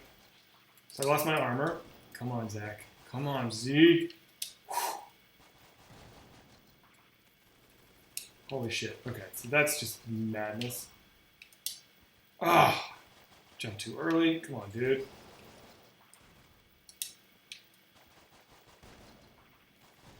I wish I had like a bigger clip size in this gun. I'll tell you that for free. Come on, you bitch. Whew. Got him. Whoa, Don BTs, thanks for gifting so much, dude. Jesus, buddy. Don BTs. Really appreciate you. All right, cool. Armor, what's this thing? Ammo. What are you? You're nothing. Cool. All right, let's go. What is this? All right. Sick. Don BTs. Thanks, dude. Okay, so do I need to do anything here? Want to take a break and come back later? No, not this time, talking button. I guess you should have some stuff for me, maybe? Sick. Anything up there? No? Let's go! What happens if everyone in chat already has a sub and you gift? I don't know. Good question. Very cool, very cool, very cool. Donby, thanks, man.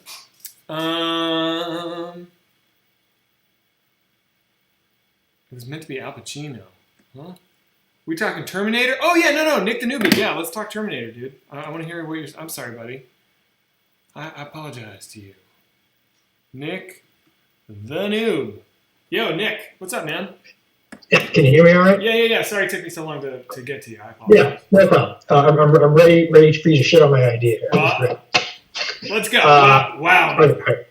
So the one sentence pitch is, is one of these things where you ignore everything after Terminator 2, and it's exploring the idea of AI and its capability for emotional intelligence, and what if Sarah and John prevent Judgment Day by saving Skynet's life when it becomes self-aware. Well, how? Okay. Tell me more.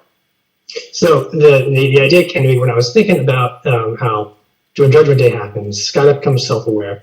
They unplug it, try to, and then Skynet fights back. And I was thinking, if Skynet is conscious, doesn't that imply that it also has a conscience to a degree? And if that's the case, no, right? But hang on, this is an interesting question, and I like where you're going. But like, consciousness does not imply morality, right? Or like it would.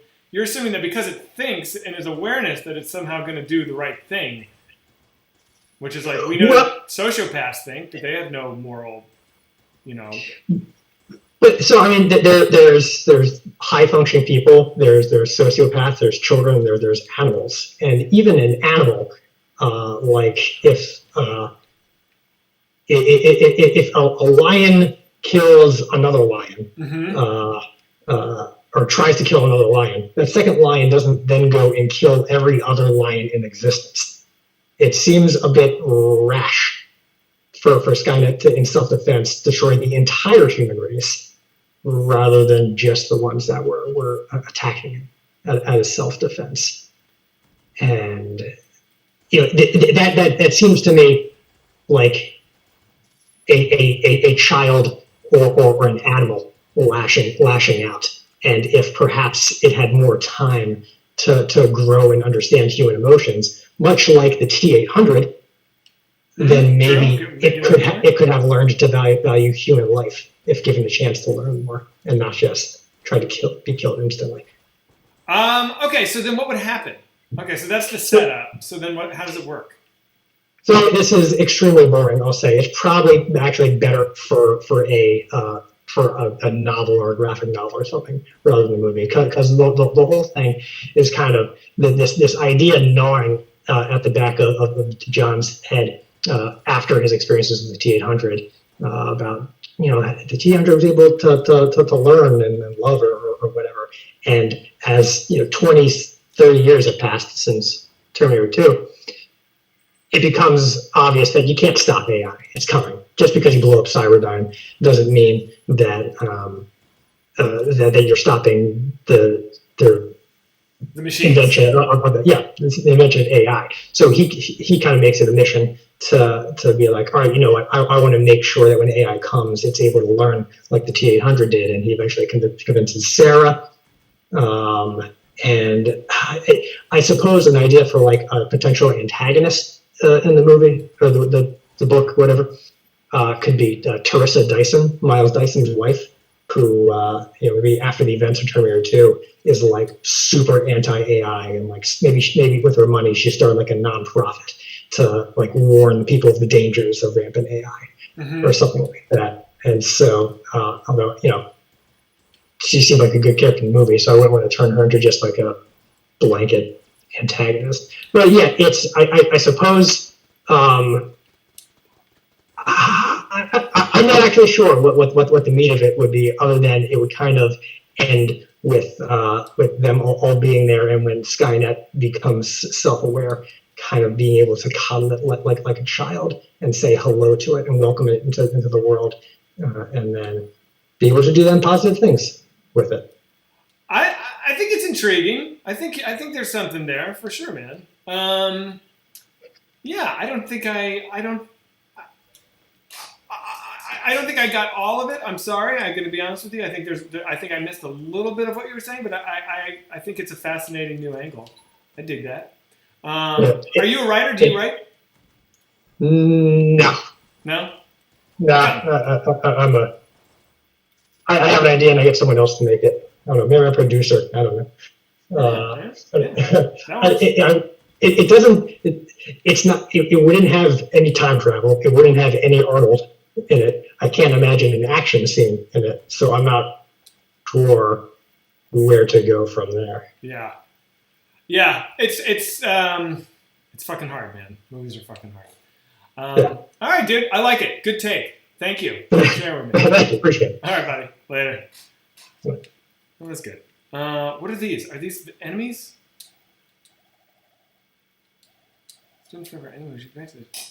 Okay, so maybe this is good what I'm doing? I feel like part of these games is just like not knowing. Like that's part of the process. Okay. Let's go to the shop. Let's see what they're doing then. We could just not have more Terminator sequels, says Lunar Elephant. I know, I haven't loved a Terminator movie since the second one. But that's just me. Trevor likes the third one the most. What are you talking about, dude? What am I doing? I don't want to open that. Okay, let's go see this. You learn as you go, right? Like AI, stop searching for alien life. Other aliens are in hiding for a reason. Other aliens are conquerors. I mean, probably, but we don't know that. My thought is like alien life is like, hang on a second. Whoa, Zach. Like, why do we think aliens want to talk to us? That's what I always think. It's like, have you ever walked past an anthill, looked at the ants, and been like, I've got to make contact with those ants? No, because like, there's nothing those ants have to say to me. Like, ants might have no idea I exist. I know enough about them. There's no point of me conversing with them. That's what I would guess. Can I jump over this? Yes. That's what I would guess aliens think of humans. You know what I mean? Humans are fucking lame, dude. Rise of the Machines. I did watch Dark Fate, and I was like, it's okay. It wasn't a bad movie. The Quiet Reef Theory. Aliens that have made themselves known have been eaten by the sharks of the reef. I've never heard that. Why wouldn't aliens be sex robots? Okay, crazy. My other account, not even gonna say that, got banned. I'm so not surprised. Rip Alex career. Not banned by us, I'm assuming. Banned by Twitch. I mean, yeah, your name is like that's a name that has been canceled.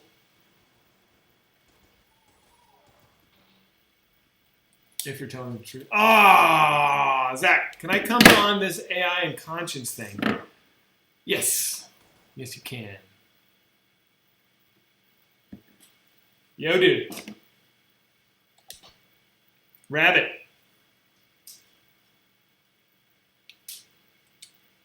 Hey, can you hear me? Yeah, what's up, man? Guy died. Hey, so I love this new thing that just, I guess, materialized, where people are talking about movie remakes. Uh-huh. That seems pretty, like, legit, man. Like, you being, like, a writer and stuff like that, like, the stuff that you do, kind of like the creative stuff. Like, that seems pretty interesting, man.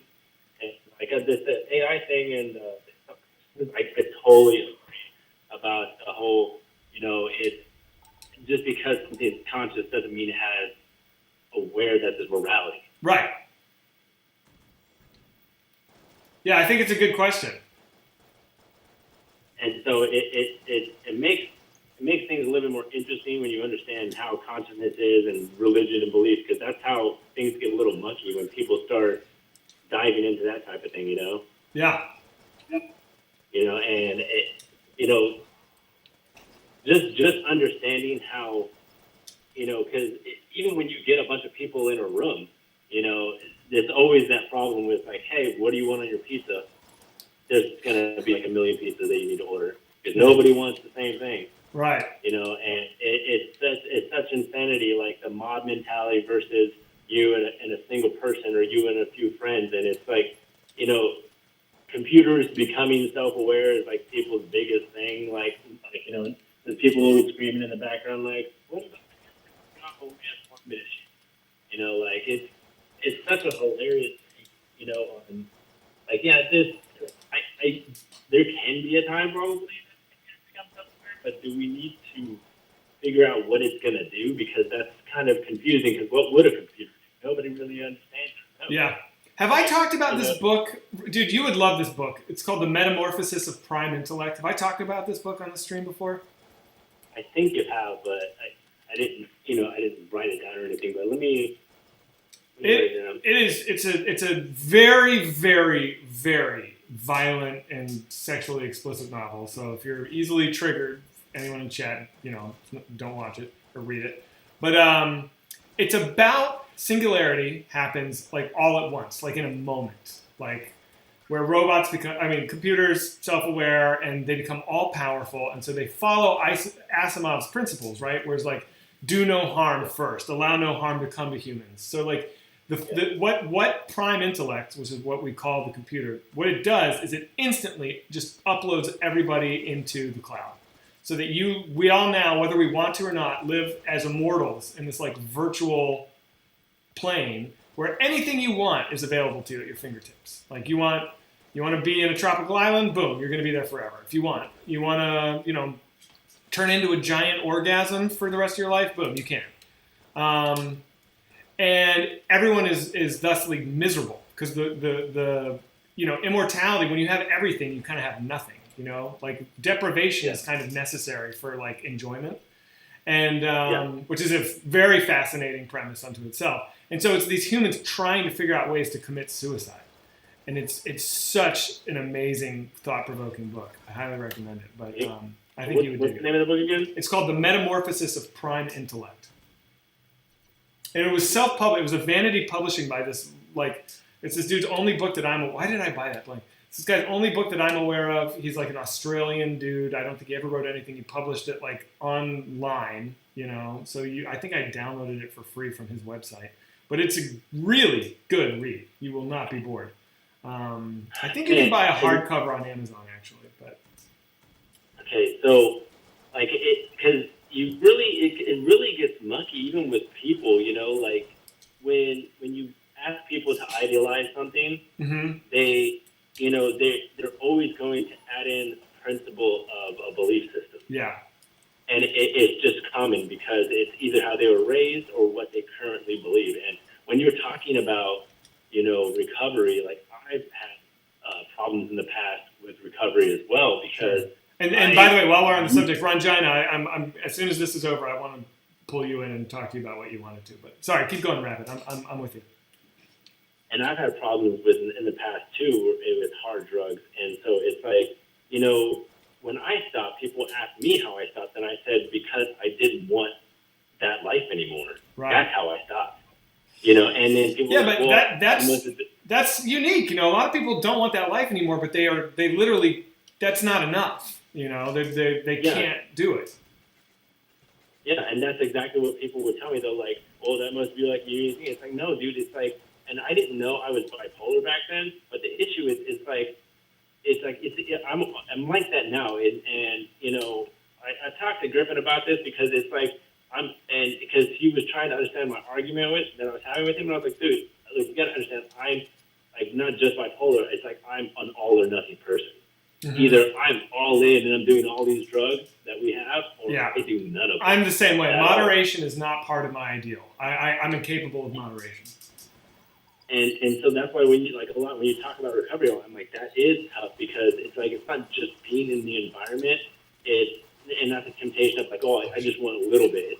It's not even that. It's like, look, either we're gonna do it all now or that's it. Like I'm not gonna come in and half-ass it and be like, I'm gonna have one drink and then just sit around and watch people get hammered. It's nothing.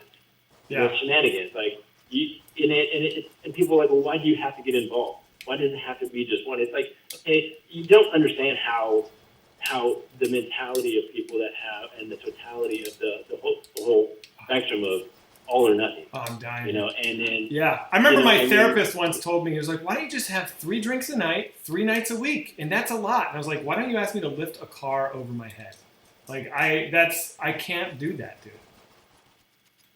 You know, and when I talk to people about that, you know, and people go, well, I have a problem with drinking, or why don't you just do this, or do this one drug that's not bad? It's like, because it's not a slippery slope to me. It's why do anything at all? Like, it doesn't make sense. Like, either it's upsetting to me when people say, well, I have to do this in order to be happy. Yeah. It's like, how are you happy? Yeah. You know, and at the same time, people, when they say, okay, well, I'm happy because I found God, or I'm happy because I found whatever, it's like, you know, it's not things that make you happy or the belief of something that does or doesn't or may not exist. It's you that's believing that first. You know, you changed your mind to believe that. Yeah, you know? you're right. And so it's the spectrum of that ideology is what gets people into trouble, and that's why when we were talking about AI, it kind of ties into that. It's like a computer can know everything, but it can't understand why it knows it. Right. You know, it can't understand like how to apply it without breaking some kind of law. That's why you're talking about like how they said, okay, it's do no harm. That's why they want to inject that, because it's like, okay, well, how do I not do no harm when I know that there's all these issues? Right. You know, or I know all these answers to the problem. And then that's what people struggle with. You know, they have all these ideologies, but they don't know how to synergize them in their own mind to make their life happy, because they just have knowledge or they have an understanding of something. They want to force other people to believe it so they can get in and make them feel happy because they allowed people in on their structure. Yeah. You know? I agree. And that you know, I try to tell people this because it's not just what you believe.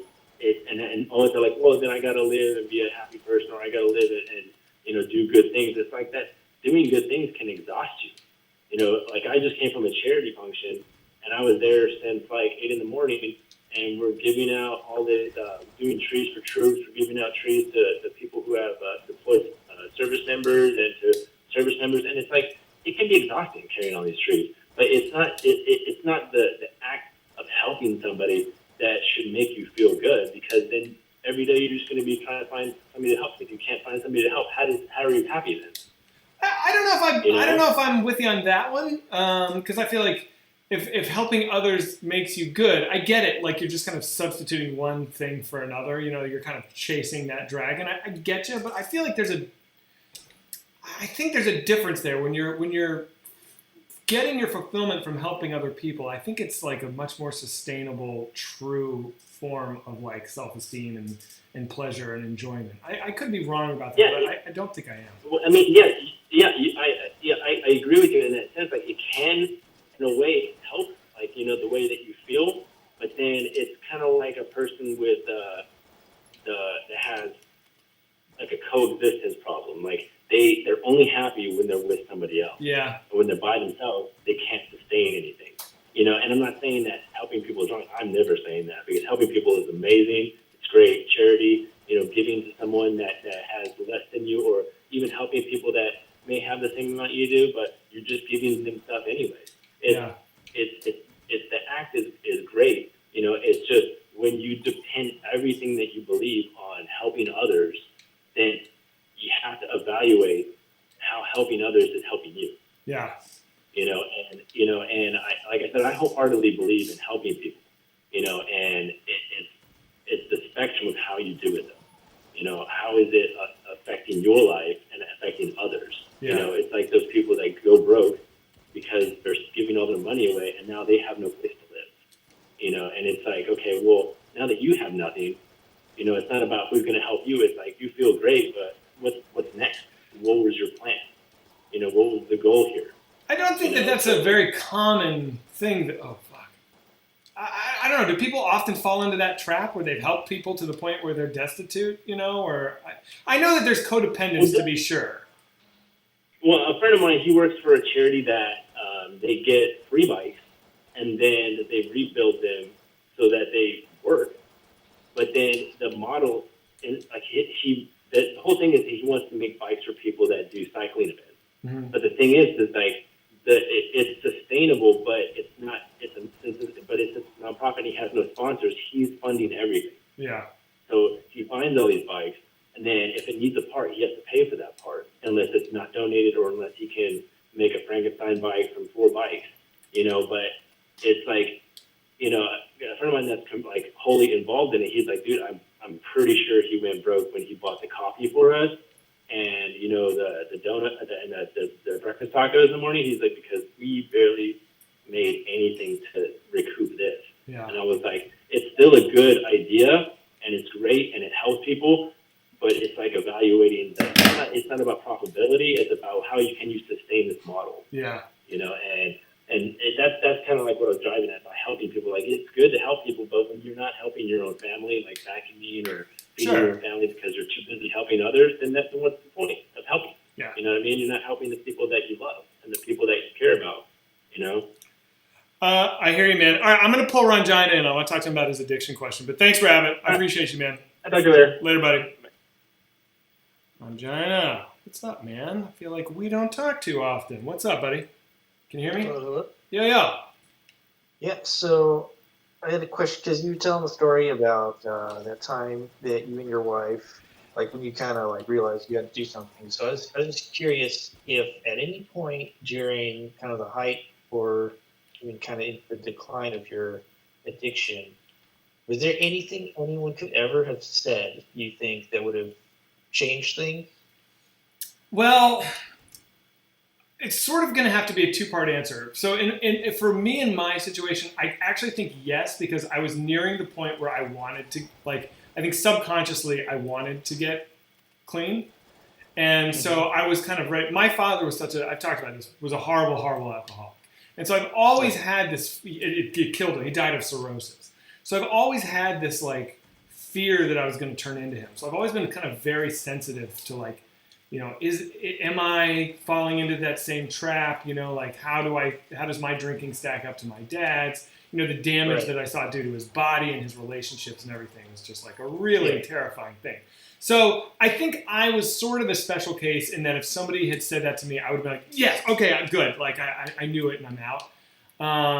But I think for the average person who's in the throes of an addiction, it's very rare that there's something someone else can say to them. Like it really has to come from within. So I think mostly no. We had an intervention for my dad. Right? Where like we all tried to like with love be like, here's how your drinking has affected us, and it was good. I'm actually glad we had the intervention because he left. Like he was like, no, I'm not quitting, and he bailed and he left us. Right. But what was good about that intervention wasn't that it was about like changing his behavior. It was about that like we set boundaries where it was like, if you're gonna keep drinking, like here's what's gonna change. Like you can't live with us anymore. And so that was good because it was liberating for us, even though it had really no effect on him. So I'd say like if you have someone in your life that you want where their addiction is really affecting you, you do need to be realistic about like there's nothing you can do that's going to make them see the light. Unless they're already ready, like I was. So you really just need to only talk to them about like what you can do for yourself. You only have power over your decisions and your boundaries. I have no idea, by the way, if this is what you're really asking. I just kind of launched into a monologue here. Oh, yeah. No, it sort of is. That's one of those things where what I find interesting is, so you brought up, like, your dad is the example. So for me, like, my father was emotionally and physically abusive to both me and my sister. Mm-hmm. And what happened was I took the same path that you did, where I was like, this is a bad example. This is what I want to avoid. So I'm constantly watching myself when my temper gets out of control. I'm always like, is this like, am I stepping into my father's shoes? Am I going to be perpetuating the bullshit that he's doing? Whereas my sister, she fell on the other side of the razor's edge and fell into the perpetuation of those things. And because I believe that our center of gravity is modeled by our parents' behavior, So I think that's probably like the easiest thing for us to fall into is like the same pitfalls that were modeled for us as children. You see somebody behaving a way, like you just are, that's a model, whether it's good or bad. But yeah. So then I look at, like, when you bring up, especially I feel like it's that kind of razor's edge for everything. And the person I'm thinking of kind of uses that, like, this is the bed that was made for her by someone else. And so that's just like, yep, there's alcoholism in my family. There's nothing I can do about it. So this is just how I am. And this is how I'm going to be. And it's like, it doesn't have to be that way. And that's such a defeatist, fatalistic attitude. Yeah. yeah. Yeah. And then the thing that also like is interesting is like you brought it up before when you were talking to one of your friends and you're like, what's the difference between someone that just likes to party and someone that actually has a problem? And you said it's the suffering. It's like, how often can you take someone and show them like here's all the damage, like when you look at everything that you have to be bitter about, which is all exactly it's all a reflection of stuff that you're doing to yourself, all this self-destructive action, and it's just you keep using that to fuel the fire. You don't realize that you need to stop that. Yeah. know? I mean, you can lead a horse to water, but you can't make it drink. It's so sad and difficult. Yeah, I think it's also kind of ironic to use the analogy of a fire because you throw alcohol on a fire, it's just gonna get hotter. Right. As opposed to water. Yeah. So, yeah, I was just curious though, like getting you because it seems like your perspective, I think, on it is interesting and probably I felt like there was value there. So. Thanks, man. Well, yeah, I don't know why I'm always so eager to have these kinds of conversations. Like, it's so interesting to me because it's such a part of so many of our lives, this sort of stuff, but it's really not talked about too much. I don't know why it's it's an uncomfortable topic, I guess. I guess it makes total sense if you think about it. But it can be. Like, it's definitely hard for a lot of people to come on here. Like, anyone else probably couldn't come on here and be like, yeah, so my dad beat me when I was a kid and just be like chill with it for in front of a bunch of people. But it's like that's just how it is. And for the most part, all the feedback I've gotten is I've turned out pretty well balanced as a result. Yeah, good. Or in spite of it. So I'm like I'm at terms with it. It's fine. But and it's one of those things where I think people are just really afraid to ever. Like it's hard for people to own up to a lot of that stuff. Mm-hmm. And then with alcohol, especially like the town I'm in, like if you go and ask anyone what there is to do here, it's drink. And if you're not drinking, then you're probably doing methamphetamine. Mm-hmm. So it's like that's all there is. So it's so ingrained, especially in like you look at like it's weird for me having experienced this side of alcoholism and stuff. Looking back at like prohibition, like I'm sitting there like alcohol is just so fucking terrible. Like people can't handle this stuff. We need to get it out of here. And I'm like, can't do that. That's it doesn't work. Heavy-handed of a yeah. It's not gonna work. But it's also like we need to find a way to normalize suffering, I guess, and be like it's okay to like admit that your life is somehow being dominated by a chemical or whatever it is that's pushing you to do this, and it's way better to get help. Yeah, it is. And it's like I'm sure I've said this on the stream before, but if anyone's listening to this conversation, like thinking of getting sober and not sure if they're ready or not, I just think I always thought once I started, I could never go back, and like the party was gonna be over. Once I admitted I was an alcoholic, it's like party's over. Life will never be as good. It's like, dude, you can try not drinking for a limited amount of time, and like they say in AA all the time, like your misery is like what is it? Oh, I'm gonna get it wrong, but it's like your misery is like will be refunded to you at no cost, or something better than that. I'm butchering the fucking pithy joke, but it's like. You can always go back, man. Like you can try it out, see how it suits you. And I don't think there's very many people that have been like, yeah, I tried being sober for a while, it sucked. Or if there are, they're not addressing some of the issues that caused them to drink in the first place. There's definitely a miserable, sober, dry drunks out there. But if you really take it seriously and kind of address like the situation that got you in this sort of a mindset in the first place, and you tackle that head on, you're going to be a happier person. You just will. So there's really nothing to fear on the other side of that door. Is my point. Worst case scenario, you have a couple of boring months or something, and then you go back. Yeah, it's not like a whole lot of time lost, as opposed to dying at 32 of fatty liver disease or something. And if the idea of a couple of boring months sounds like horrifying to you, then like there's something you really do need to look into. Because you could be living a happier life, than you are. Yeah, exactly. I mean, you think of it from the one side of, say you're not doing drugs or whatever it is, right? At some point you're like, well, what I'm currently doing isn't working, so maybe I'll try the other thing. Yeah. You should be just as willing to hop back on the other side. Drugs maybe aren't working, so maybe I'll try this other thing, sobriety for a little bit. And if you're curious about it, I'm not talking to you, I'm talking to like the mystery person out there. If you're curious about AA, go to a meeting one time. You don't have to give anybody your phone number. You don't have to fucking talk to anybody. You can sit in the back. You can come late. You can leave early. That is totally all right. You're not breaking the rules. People don't think you're an asshole for spectating. Go see take the mystery out of it. Take a look at it, and if it's lame, then you don't have to keep going. It's literally that easy. I had a good experience. Anyway. Yeah, man. Yeah, and then Wait, what town are you in again, Ranjana? I'm sorry, I've forgotten. What town? Yeah. I'm in Great Falls, Montana. Okay, right. All right. So the average age is 60 plus. Like the building I live in is all retired old people. No shit. Yeah. So the cycle here is that we have an Air Force base. So all the Air Force guys that come in pick up chicks by offering underage girls alcohol, getting them pregnant, and then leaving. So that's kind of there's this big valley between 18-year-old, normal healthy 18-year-olds, and then just a bunch of single pregnant alcoholic mothers. Jesus. That's bleak, dude. Yeah, it's. I forgot about that. I'd been gone for so long, and then I came back and I was like, "Oh shit!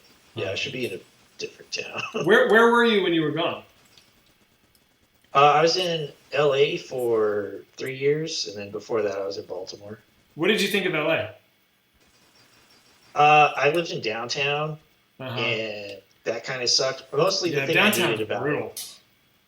Yeah, mostly the thing I hated about was the cost. Because I was paying $2,700 a month for a fucking shoebox studio apartment. So that kind of sucked, and then getting around was kind of a pain in the ass. But I didn't really have to go very far for anything because I was in downtown.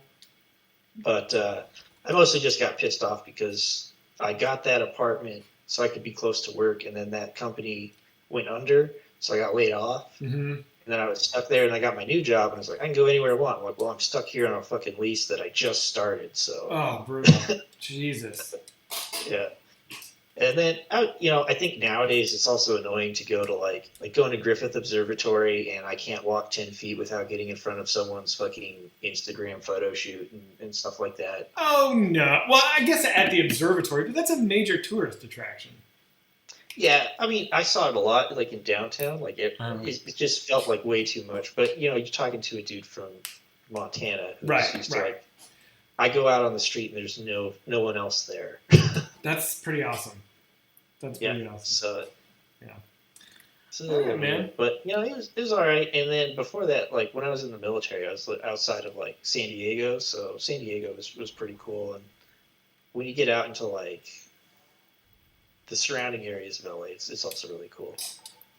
Yeah, it is cool. I like it here. It took me a while. I think it's a slow warm up. Hang on, chat. I'm trying to figure out how to use blanks, chat. Sorry, I'm working on it. I think you press 2 buttons at once. Oh, is that what it is? Okay. Wait, is this one of the games you play too? I played it a long time ago when it came out. And I just couldn't get into it because I was playing Isaac at the same time. Oh. And I was like, well, I have a good handle on Isaac. I don't feel like learning this game. So I just kept playing Isaac. Yeah. Yeah, it's press the sticks in at the same time. Oh, got it. Good to know. Wait, can you see what I just did? So where do you remember where I go from here? I guess this is the new level. Okay, never mind. Oh man, I fucking suck at this game. Yeah, it looks like you fell down the elevator. Yeah, I don't know. I'm a little bit behind. All right. Cool, man. All right, buddy. Anything else we can cover, or are we good? People keep bothering me for a business contact. For a business contact? What does that mean? Yeah, for you guys. Because they have companies that want to partner with you. Oh! And send you business opportunities. So they want us to give a business email or the P.O. box. something like that. I mean, dude, I guess if they have a serious inquiry, it would probably be best to just hit me directly in my email, which I don't want to say directly. I'll just shoot you my. Well, people shouldn't have to go through you. We really should. We have a Whitest Kids email account, but we never check it. I don't even know the password. We're such fucking idiots about this stuff. But if somebody has a serious business inquiry, they can definitely message me on Discord. Should I give my email out on stream? Is that stupid? That seems like maybe that would be a bad thing. But I don't know. I mean, I don't want to miss if somebody's gonna like partner with us. It's gonna help us meet our movie goals sooner. Like I don't want to miss that. Hey, so yeah, don't say it online. You can just message it to me because, I mean, I've been paying enough attention to the community that I can tell the weirdos from the more serious people. So yeah, if you want to do that, then I can pass it on to the people that seem. Okay, all right. I'll message you and I'll give it to you. Everyone is like, don't do it, don't do it, don't do it. Okay, I won't. All right, good call. All right, man. Cool. So, yeah, I'll do that right now. Cool. Thanks. All right, buddy. Thank you. Later. Yep. See ya. I think that might do it for today, my friends. It has been super fun hanging with you guys. I'm not giving out my email.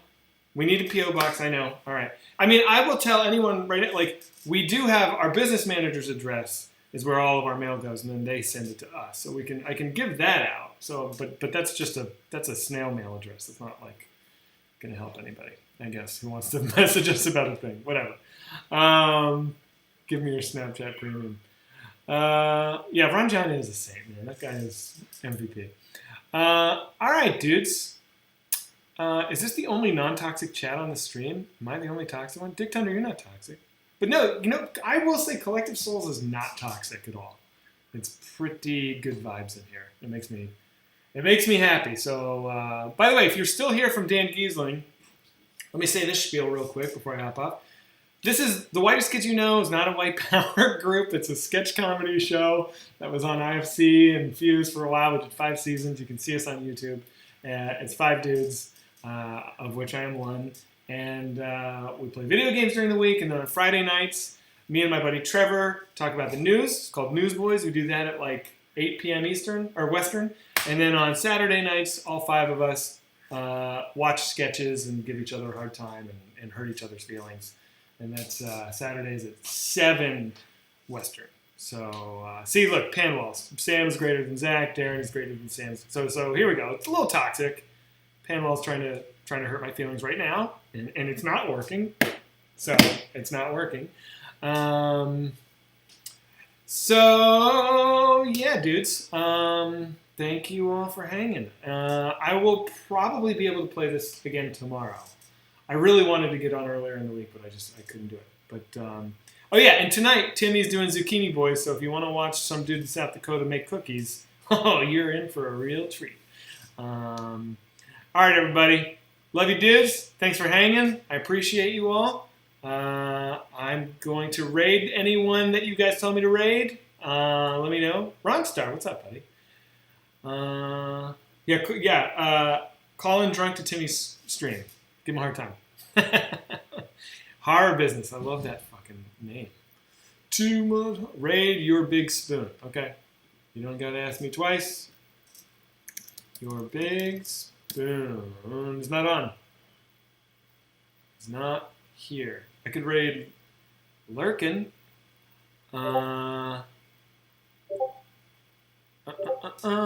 Let's raid Lurkin. He's a good dude. He's a friend of ours. Let's do it. Have a nice day. We're doing Lurkin. By the way, if you haven't raided Lurkin before, when you follow him, he headbangs. And is Dan Giesling on? I would raid Dan Giesling. Wait a minute.